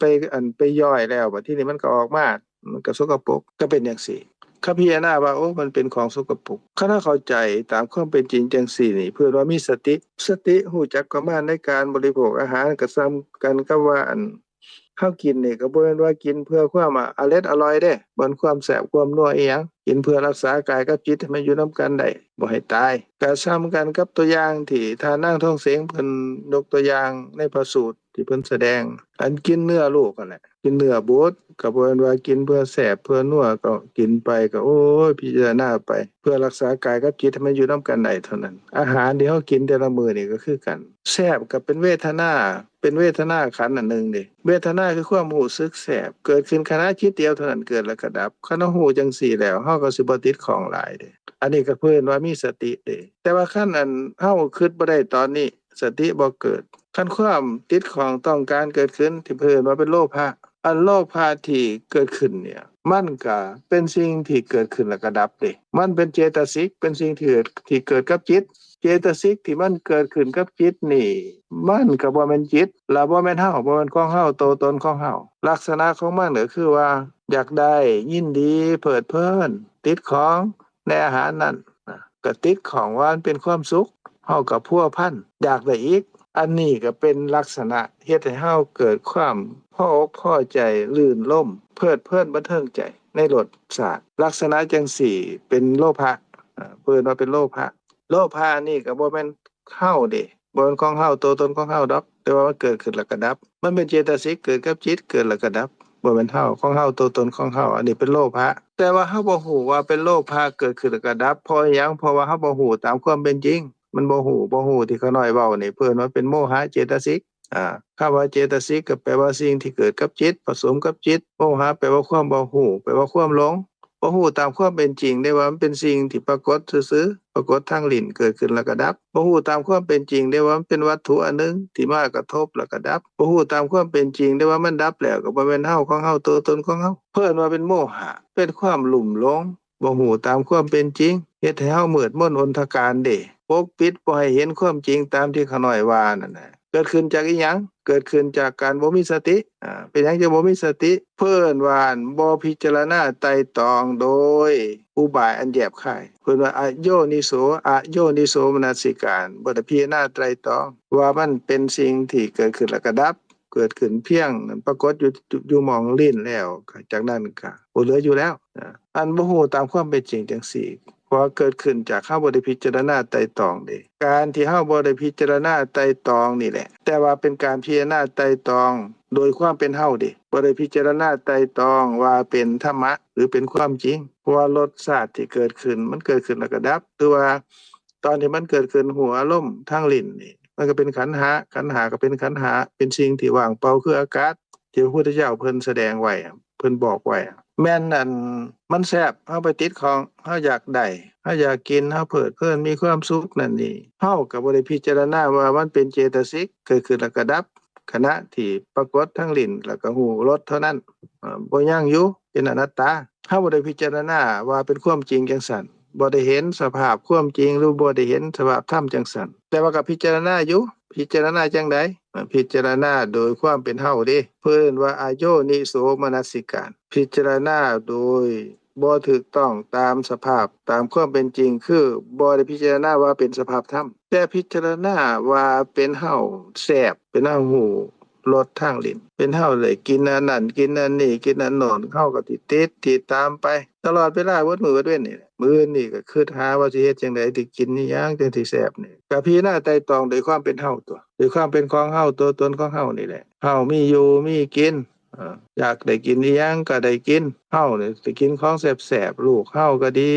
เมียเฮาก็ดีผัวเฮาก็ดีญาติพี่น้องเฮาโอ้ได้กินแต่ของแซ่บๆอยากได้หยังก็ได้พากันกินอันนี้แม่นเป็นจังซั่นบ่แม่นเป็นจังซั่นทานแซ่บก็ทานนั่นน่ะแซ่บขน้อยแซ่บก็ดีญาติพี่น้องลูกหลานแซ่บก็เป็นญาติพี่น้องลูกหลานนั่นน่ะแซ่บพากันไปหากินอีกของแซ่บๆกับพวกเฮานั่นน่ะไปอันนี้เพิ่นเอิ้นว่าอโยนิโสมนสิการพิจารณาไตร่ตรองอยู่แต่ว่าพิจารณาไตร่ตรองโดยความเป็นเฮาเด้โดยความเป็นของเฮาตัวตนของเฮาเด้เป็นหยังจะเป็นจังซั่นพิจารณาจังซั่นก็โดยความคิดของต้องการเพิ่นว่าเป็นโลภะคือความปรารถนาความอยากได้ความต้องการความยินดีความเพลิดเพลินในรสชาติพอเฮาบ่ฮู้ตามความเป็นจริงนั่นแหละคือโมหะนั่นแหละปกปิดเฮ็ดให้บ่ฮู้สภาพที่ว่านี่ว่าเป็นธรรมะแต่ว่าฮู้ว่าเป็นเฮาแซ่บรสชาติแซ่บก็เลยเฮ็ดให้หลงว่าเป็นเฮาแซ่บหลงว่าเป็นรสเป็นชาติที่ดีเป็นตาอยากได้ตามหาอีกสภาพหลงอันนี้นี่ก็คือเฮ็ดให้เฮาหลงมั่วเมาไปตามความติดของต้องการกับโลภะนั่นแหละความติดของต้องการคือโลภะเกิดขึ้นก็มีโมหะคือความลุ่มหลงบ่ฮู้ตามความเป็นจริงหรือสภาพที่มืดบอดสภาพที่ปิดบังสภาพที่เฮ็ดให้เฮาพิจารณาคือกันแต่พิจารณาโดยความเป็นตัวตนของเฮาเด้โดยความเป็นอัตตาว่าซั่นเถาะอันนี้ก็จังเป็นไปจังซี่ในชีวิตประจำวันแต่ว่าถ้าหากว่าเฮาพิจารณาตามความเป็นจริงว่าแต่ละขณะนี่ฮู้รสทั้งลิ้นก็ดีเห็นก็ดีได้ยินก็ดีได้กลิ่นลิ้มรสถูกต้องสัมผัสนึกคิดก็ดีอันเดียวกันคือเป็นอนัตตาบ่แม่นตัวตนของไผบ่แม่นสัตว์บ่แม่นบุคคลเป็นสภาวะที่เป็นจริงคือเป็นหยังคือว่างเปล่าคืออากาศเป็นหยังจังว่างเปล่าพอเกิดขึ้นแล้วก็ดับไปแล้วบ่เหลืออยู่แล้วมันบ่มีแล้วมันเบิดไปแล้วสิเป็นอัตตาเป็นตัวตนเป็นสิ่งหนึ่งสิ่งใดบ่ได้เป็นบ่ได้เป็นหยังก็เป็นธรรมะเป็นสภาวะที่เป็นจริงจังซั่นการพิจารณาไตร่ตรองทีละเล็กทีละน้อยทีละเล็กทีละน้อยความเข้าใจก็เกิดขึ้นเพิ่มขึ้นทีละเล็กทีละน้อยทีละเล็กทีละน้อยอันนี้ล่ะเพิ่นว่าสติเกิดพร้อมกับปัญญาเพิ่นว่าสติระลึกรู้ว่าโอ้เป็นเพียงแต่สภาวะธรรมเท่านั้นตัวนี้มีแต่ธรรมะตัวนี้เกิดขึ้นแล้วก็ดับบ่เป็นเฮาของเฮาตัวตนของเฮาบ่เป็นสัตว์บ่เป็นบุคคลตัวนี้อันนี้เพิ่นว่าโยนิโสมนสิการแปลว่าพิจารณาไตร่ตรองโดยเหตุโดยผลการพิจารณาไตร่ตรองนี่แหละเป็นเหตุให้เกิดความเข้าใจถูกความเห็นถูกได้ตามลำดับการพิจารณาไตร่ตรองว่าแต่ละขณะนี่เป็นสิ่งที่เกิดขึ้นเปลี่ยนไปแล้วก็ดับคือพิจารณาความจริงอันนี้เฮ็ดให้เกิดปัญญาความเข้าใจถูกความเห็นถูกว่าแต่ละขณะนี่บ่มีเฮาเขาสัตว์บุคคลตัวตนเป็นอนัตตาบ่ว่ารสชาติก็ตามที่ปรากฏทางลิ้นบ่ว่าการเห็นรูปที่งามก็ตามบ่งามก็ตามกลิ่นที่หอมหรือบ่หอมก็ตามเสียงที่เขาด่าหรือว่าเขาย่องก็ตามรสชาติที่แซ่บหรือบ่แซ่บก็ตามสิ่งที่มากระทบทางกายที่เป็นสุขก็ตามเป็นทุกข์ก็ตามหรือคิดถึงเรื่องราวต่างๆที่เฮาบ่ได้เห็นบ่ได้ยินบ่ได้กินบ่ได้ฮู้รสแต่ว่าเฮาคิดนั่งหลับตาคิดก็ตามนอนคิดก็ตามสิ่งเหล่านั้นก็ล้วนตั้งแต่เป็นอนัตตาพอเกิดขึ้นแล้วก็ดับเกิดขึ้นเพียงขณะเดียวเท่านั้นเด้ก็ดับแล้วมันบ่ยั่งอยู่แล้วมันก็เป็นอนัตตาเป็นไปตอนใดก็เป็นไปตอนนี้ทุกๆขณะเพิ่นแสดงไว้ว่าทางตาทางหูทางจมูกทางลิ้นทางกายทางใจเบิดมื้อนี่เป็นไปได้6ทางนี่หรือทางใดทางหนึ่งนี่บ่ได้เกิดพร้อมกันอันนึงเกิดขึ้นแล้วก็ดับไปแล้วอันใหม่จังเกิดขึ้นหัวลมได้แต่ละทางเห็นเกิดขึ้นดับไปแล้วจังสามารถหัวลมได้ทั้งลิ้นหรือหูรสทั้งลิ้นดับไปแล้วจึงสามารถเห็นหรือสามารถเห็นได้ยินได้อย่างใดอย่างหนึ่งการหัวลมในแต่ละขณะนั้นนี่หัวลมได้อารมณ์เดียวเท่านั้นทางเดียวเท่านั้นบ่สามารถฮู้พร้อมกันได้ทั้งสองทาง ทางหนึ่งดับไปทางใหม่จึงเกิดขึ้นอันนี้ก็เป็นไปอย่างสี่ในชีวิตประจำวันเป็นอนัตตาที่ข้าน้อยเว้ามาทั้งหมดนี่ล่มมาทั้งหมดนี่เป็นการเว้าให้เห็นสื่อของธรรมะซื่อๆว่าฝ่ายหนึ่งเป็นเฮาคันเป็นเฮาก็รสชาติต่างๆหรือสิ่งที่ปรากฏในหูแต่ละทางนี่แหละก็เป็นเฮาของเฮาตัวตนของเฮาทั้งนั้นเป็นสิ่งที่เที่ยงเป็นอัตตาตัวตนและตรงกันข้ามนี่ครับพิจารณาไตร่ตรองตามความเป็นจริงว่าพิจารณาไตร่ตรองตามความเป็นจริงแล้วก็สิเข้าใจว่าเป็นธรรมะบ่มีเฮาแต่ละขณะมีแต่ธรรมะจังซี่เป็นอนัตตาอันนี้นี่สภาพธรรมที่เกิดขึ้นจากการพิจารณาไตร่ตรองเพิ่นว่าเป็นปัญญานี่หรือว่าภาษาเฮาเอิ้นว่าความเข้าใจนี่พอเห็นว่าแต่ละขณะเดียวนี้มันเกิดมันเปลี่ยนไปหรือว่ามันแก่แล้วก็ดับไปเพราะขณะจิตหนึ่งที่เกิดขึ้นมันสิมีขณะน้อยๆซ่อนอยู่หั่นน่ะ3ขณะเด้ขณะที่เฮาหัวอารมณ์ทางลิ้นเขาบอกว่าเกิดดับขณะเดียวก็แม่นอยู่แต่ว่ามีขณะน้อยๆที่ซ่อนอยู่หั่นนี่สิมีขณะที่เกิดขึ้นขณะที่ดำรงอยู่หรือตั้งอยู่และขณะที่ดับไปเป็น3ขณะเอิ้นว่าขณะอนุขณะอันนั้นก็คือการที่เฮาฮู้รสทางลิ้นก็ดีเห็นรูปทางตาก็ดีหรือได้กลิ่นหรือว่าฮู้สิ่งที่กระทบสัมผัสทางกายก็ดีจิตเกิดขึ้นนั่นมันก็มีทั้งเกิดทั้งแก่แล้วก็ตายก็หมายความว่าเกิดขึ้นแปรเปลี่ยนไปแล้วก็ตายทั้งรูปกายและนามกายนี่แหละใน6ทางนั้นทางใดก็ตามเกิดขึ้นก็เป็นอนัตตาคือกันข้าน้อยอันเว้าโฮมลงมองเดียวว่าแม้นท่านสิหัวอารมณ์ทางใดก็ตามเป็นอย่างเดียวเท่านั้นคือเป็นอนัตตาพอเกิดแล้วก็ดับทานบ่ต้องไปวิตกกังวลว่าเฮ็ดจังได๋สิมาคิดจังได๋ว่าทางตาทางหูทางจมูกทางลิ้นทางกายทางใจเป็นอนัตตาพอเกิดขึ้นแล้วก็ดับก็มานั่งคิดอยู่จังซี่มันสิไปทันจังได๋บ่ทันดอกเพราะว่ามันเกิดขึ้นไวอีหลีเพิ่นว่าการเกิดขึ้นหัวอารมณ์ของจิตนี่เพียงแต่เอานิ้วโป้งกับนิ้วชี้นี่งับเข้าหากันเพิ่นว่าลัดนิ้วมือเดียวนี่จิตก็เกิดดับสืบต่อกันอย่างรวดเร็วเป็นแสนโกฏขณะพุ่นเด้ไว้เฮานับบ่ได้ดอกคันเป็นจังซั่นแล้วเฮาสิพิจารณาจังได๋บ่ต้องไปกังวลเพราะอิหยังเพราะว่าสิเกิดขึ้นทางใดก็ตามบ่เกิน6ทางนี้แล้ว6ทางนี้จังได๋ก็ตามเป็นอนัตตาเบิดฉะนั้นตอนนี้ท่านได้ยินขาน้อยเว้าเกิดขึ้นแล้วก็ดับหรือว่าท่านกำลังกินข้าวอยู่หูรสทางลิ้นจังได๋ก็ตามเกิดขึ้นแล้วก็ดับอันใดที่มันเกิดขึ้นดับไปแล้วท่านฮู้บ่ได้มันผ่านไปแล้วก็บ่ต้องไปฮู้มันหรือว่าบ่ทันได้เกิดก็บ่ต้องไปคิดถึงมันเดี๋ยวนี้ท่านฮู้อารมณ์อีหยังก็ฮู้ได้แต่ละทางนั่นแหละในปัจจุบันนี้ท่านฮู้อารมณ์ทางใดท่านก็ต้องฮู้ได้ว่าสติระลึกรู้ว่าโอ้อันนี้เป็นเพียงสักแต่ว่าขันธ์ห้าหรือเป็นเพียงสักแต่ว่าจิตเจตสิกและรูปเกิดขึ้นแล้วก็ดับเท่านี้ก็เพียงพอแล้วในการที่ฮู้ตามความเป็นจริงว่าแต่ละขณะนี้มีแต่เกิดแก่แล้วก็ตายหรือเกิดแล้วก็ดับเพราะหยังเพราะว่าทั้ง6ทางนี่ก็สิเป็นคือกันหมดแล้วก็มีขันธ์ห้านี่แหละเกิดขึ้นหรือมีนามรูปนี่แหละเกิดขึ้นหัวอารมณ์แล้วก็ดับก็คือกันนี่แหละเป็นอนัตตาคือกันนี่แหละท่านบ่ต้องไปกังวลว่าเฮ็ดจังได๋จังซี่ท่านแน่นอนสำคัญว่าท่านคอยพิจารณาไตร่ตรอง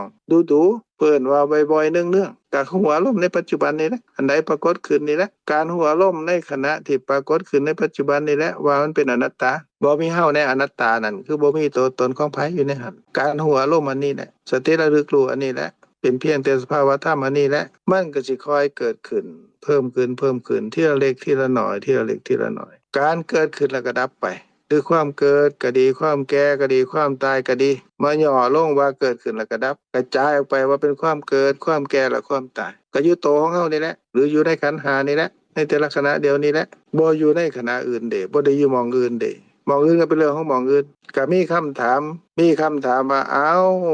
ได้ยินก็เป็นขาน้อยได้ยินสิเป็นอนัตตาจังได๋หรือว่ารูปกายก็ดีนามกายคือจิตเจตสิกนี่มันก็บ่แม่นของขาน้อยสิเป็นของผู้ใดอันนี้ขาน้อยศรีสมพร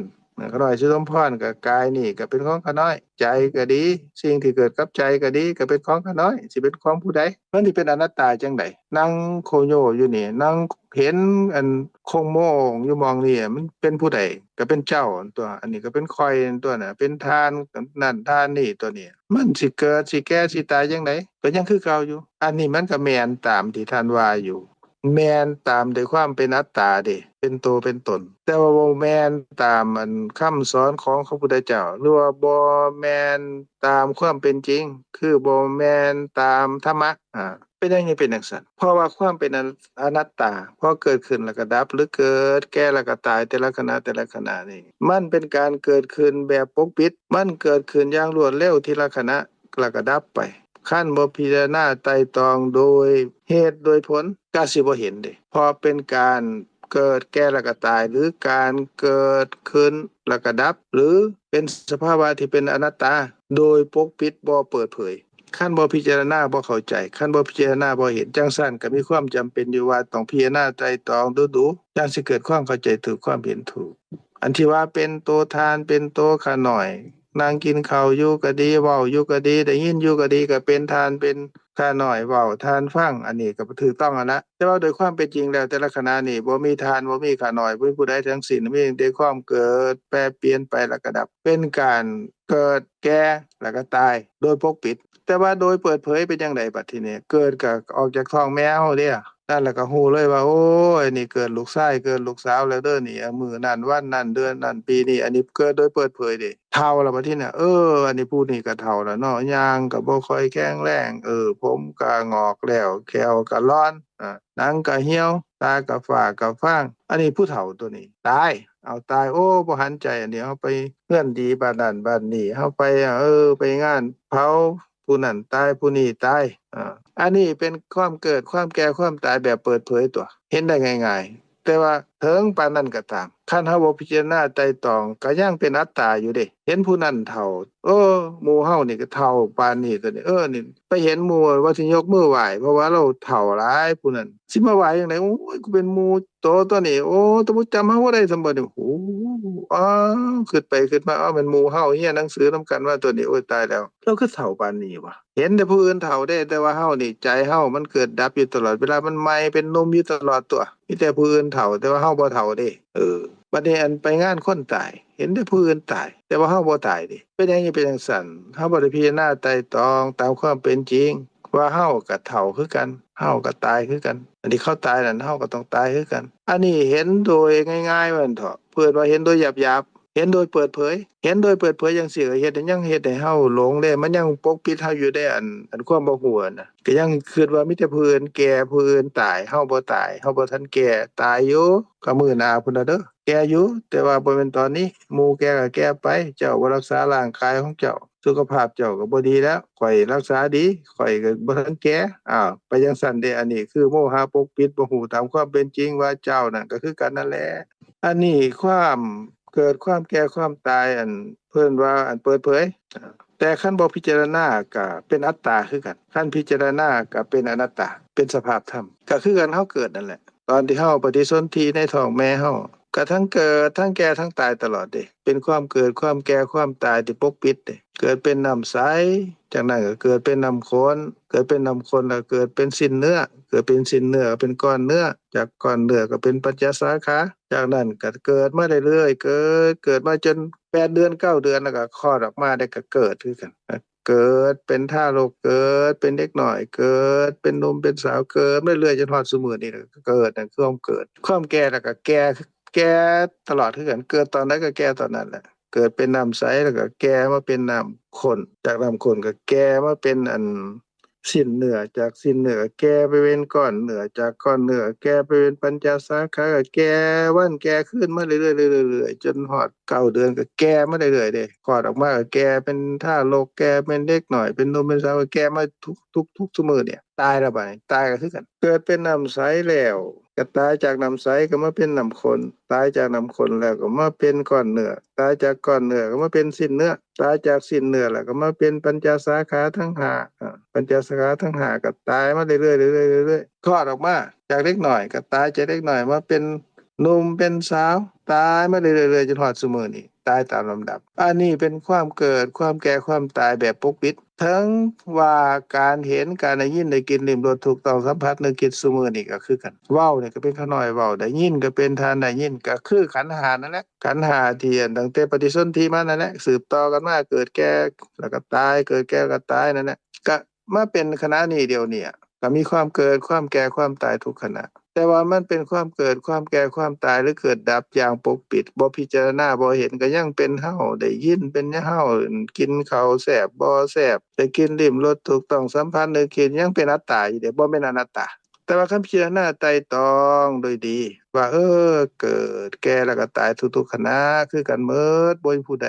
บ่เกิดบ่แก่บ่ตายจังซี่คันเกิดแก่ตายแล้วก็สิมีความเป็นเฮาของเฮาตัวตนของเฮาได้บ่ก็บ่ได้นี่เป็นความเกิดความแก่ความตายที่ปกปิดพิจารณาความเกิดความแก่ความตายที่ปกปิดรู้ตามความเป็นจริงเอิ้นว่าปัญญาเกิดขึ้นเห็นความเป็นอนัตตาก็เป็นไปทุกๆขณะเดียวนี้บางคน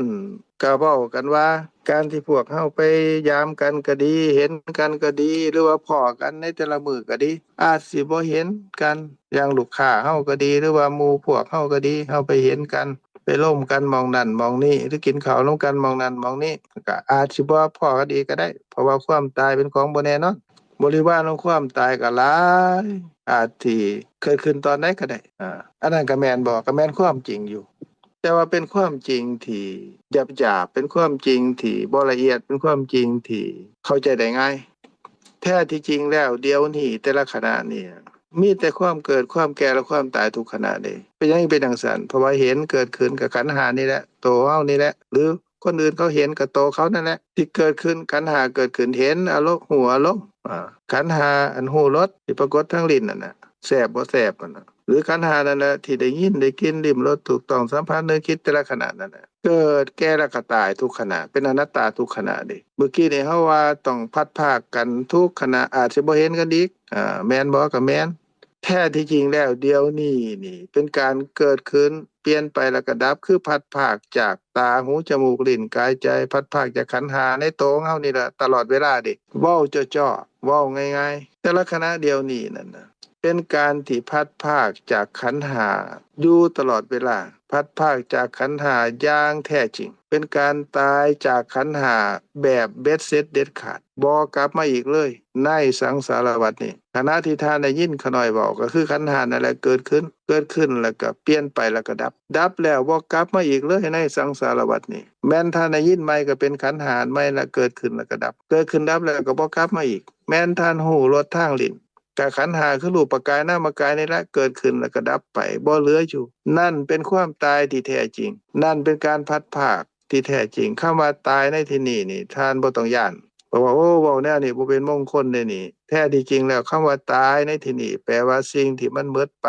หายไปสิ้นไปบ่กลับมาอีกบ่พิจารณาบ่เห็นเด้แต่ละขณะเดียวนี้แหละขันธ์5นี่พัดภาคจากเฮาอยู่ตลอดเวลาเด้เพราะว่าเกิดขึ้นแล้วก็ดับเป็นอนัตตาอยู่ตลอดเวลาเด้พอเกิดขึ้นแล้วก็ดับเด้ได้ยินได้กินลิ้มรสถูกต้องสัมผัสนึกคิดเกิดขึ้นแต่ละขณะนี่มีตั้งแต่เกิดแก่แล้วก็ตายเกิดแก่แล้วก็ตายเว้าสั้นๆจ่อๆคือเกิดแล้วก็ดับแล้วมีอิหยังที่เป็นอัตตาตัวตนของทานของข้าน้อยตั้งแต่น้อยๆท่านเกิดมาก็บ่ยังอยู่หรือท่านเห็นได้ยินได้กินลิ้มรสถูกต้องสัมผัสแต่เป็นน้อยๆเด็กน้อยก็บ่ยังอยู่บ่ต้องเว้าขนาดนั้นเว้าขนาดหมู่บ้านนี้ก็ตามท่านก็เห็นท่านก็ได้ยินได้กินลิ้มรสถูกต้องสัมผัสนึกคิดอยู่ยังบ่ต้องเว้าหมู่บ้านนี้เอาเว้าก่อนที่มาฟังนี่ท่านไปกินข้าวหูรสที่ปรากฏทางลิ้นก็ดีหรือท่านเห็นก็ดีท่านได้ยินก็ได้กินก็ดีหรือนึกคิดก็ดียังบ่ยังมีแต่ความว่างเปล่าว่างเปล่าว่างเปล่าว่างเปล่าคืออากาศมีแต่ความเป็นอนัตตาบ่แม่นตัวตนบ่แม่นตัวตนมีแต่ความเป็นสภาวะธรรมจังสี่ตกลงว่าบ่มี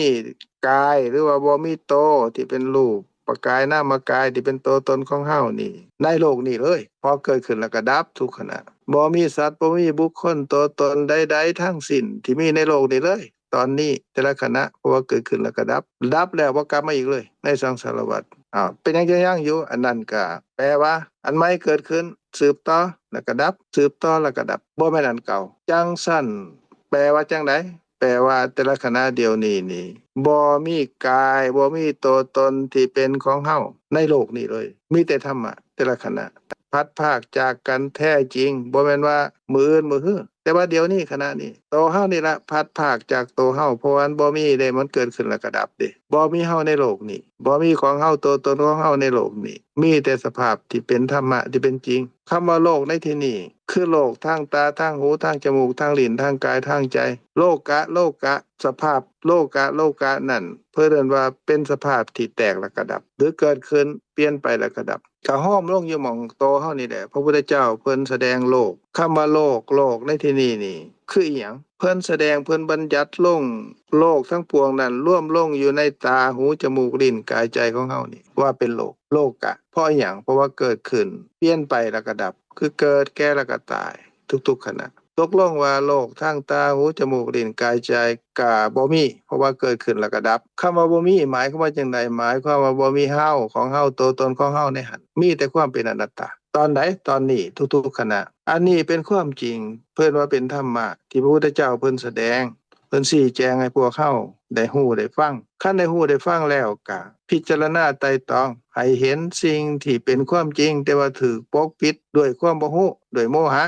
ะความบ่ฮู้นั่นนี่เพิ่นแสดงว่าเป็นความลุ่มหลงว่าเป็นเฮาของเฮาตัวตนของเฮาเป็นสิ่งที่เที่ยงเป็นสุขเป็นอนัตตาเฮ็ดให้บ่ฮู้ว่าเป็นสภาพธรรมแต่ละขณะนี่เป็นจริงจังซี่ซ้ำกันกับคนตาบอดเข้าไปอยู่ใน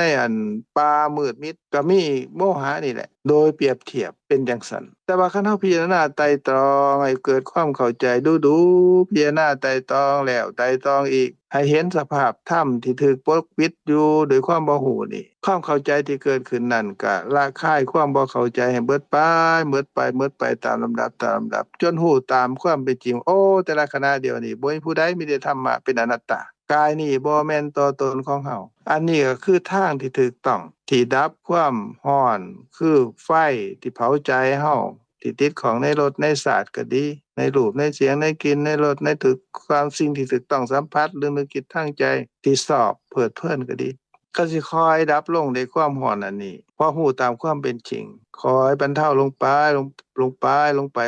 จนดับได้ในที่สุดอันนี้ล่ะการสะสมไปถึงจิตสุดท้ายก่อนจุติจิตเกิดขึ้นปัญญาเกิดขึ้นเพื่อนว่าเป็นกุศลแล้วก็มีเจตสิกที่ดีงามเกิดขึ้นนำนั่นเนี่ยโฮมไปหม้องนั้นเฮ็ดให้เฮาเว้าก็ดีเฮ็ดก็ดีเป็นไปในส่วนที่ดีงามเป็นกุศลนั่นน่ะด้วยกุศลวิบากนั้นก็สินำไปสู่การเกิดในสุคติในทางที่ไปดีก็ซ้ำเป็นการทำลายเหตุแห่งทุกข์ทั้งหลายให้มันหมดไปเด้ค่อยดับไปเรื่อยๆมีอุปมาสุดท้ายที่ขาน้อยที่อุปมาให้ฟังสำหรับมื้อนี้ก็คือว่าคันเฮาตาบอดแล้วก็อยู่ในหม่องที่มันมืดในป่าที่มืดมิดเฮาก็บ่เห็นอีหยังย่างบ่ถูกทางแต่ว่ามียาดีเอามาหยอดเพิ่นบอกว่าให้หยอดจักหมื่นเทื่อตาเจ้าก็สิหายหยอดเข้าไปหยดนึงความมืดบอดมันก็จะหายไปหน่อยนึงหยอดเข้าไปอีกเรื่อยๆๆๆ2หยด3หยด4หยดมันก็สิไข้ขึ้นเรื่อยๆคอยทุเลาเบาบางไปเรื่อยๆแต่ว่าทานอย่ามาถามข้าน้อยเด้ว่าเอ้าไสล่ะคือว่ามาหยอดตาอันนี้แล้วมันก็สิตา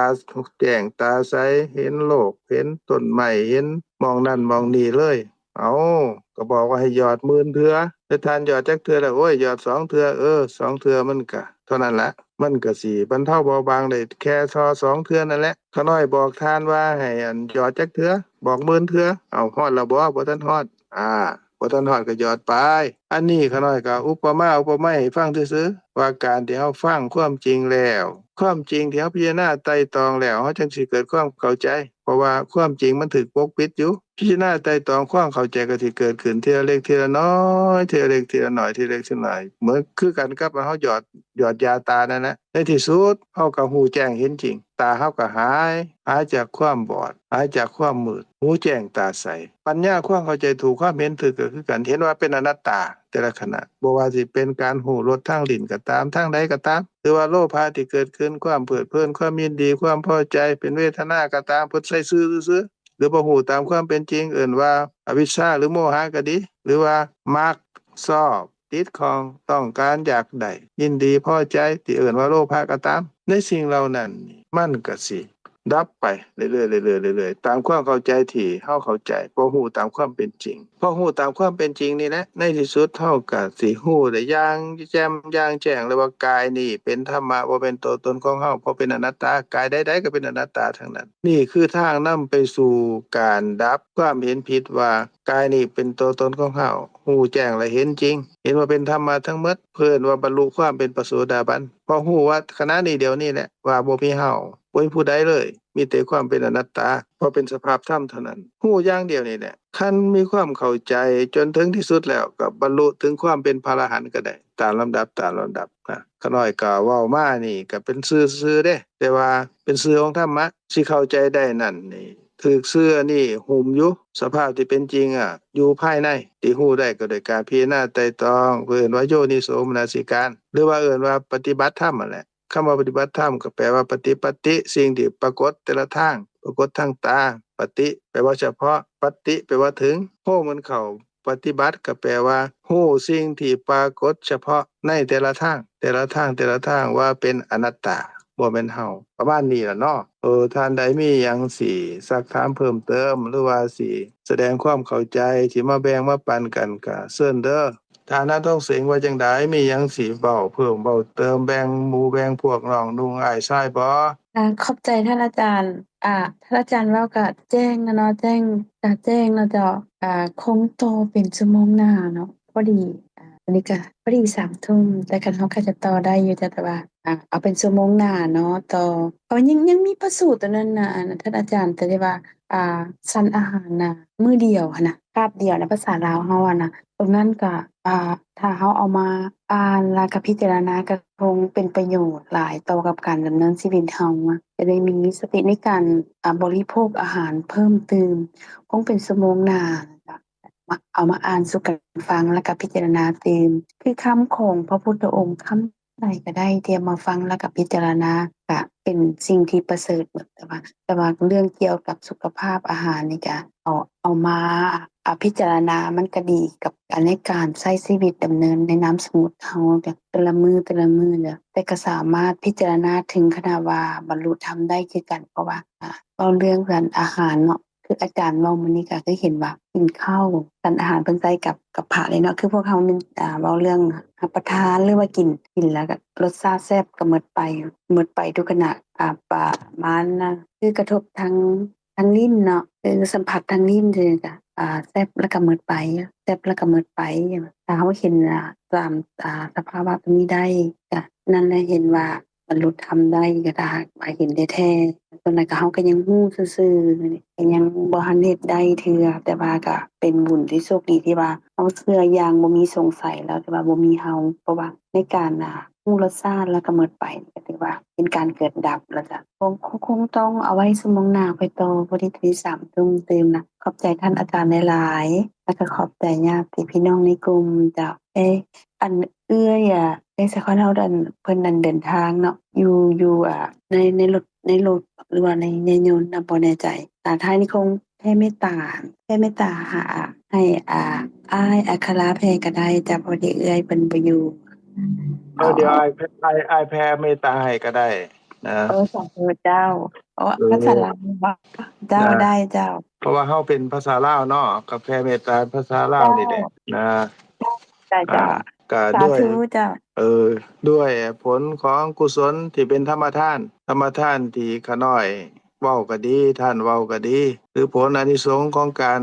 ฟังธรรมก็ดีเพราะว่าขาน้อยเว้าธรรมะให้ธรรมทานก็ต้องมีคนฟังเด้คนฟังก็เป็นผู้ที่มีความเข้าใจเกิดขึ้นที่น้อยก็ตามหลายก็ตามก็เป็นบุญขาน้อยก็ได้บุญท่านก็ได้ทานก็ได้บุญด้วยบุญด้วยอานิสงส์ที่เป็นธรรมทานที่พวกเขาได้โฮมกันร่วมกันเฮ็ดในมื้อนี้ก็ขออุทิศให้แก่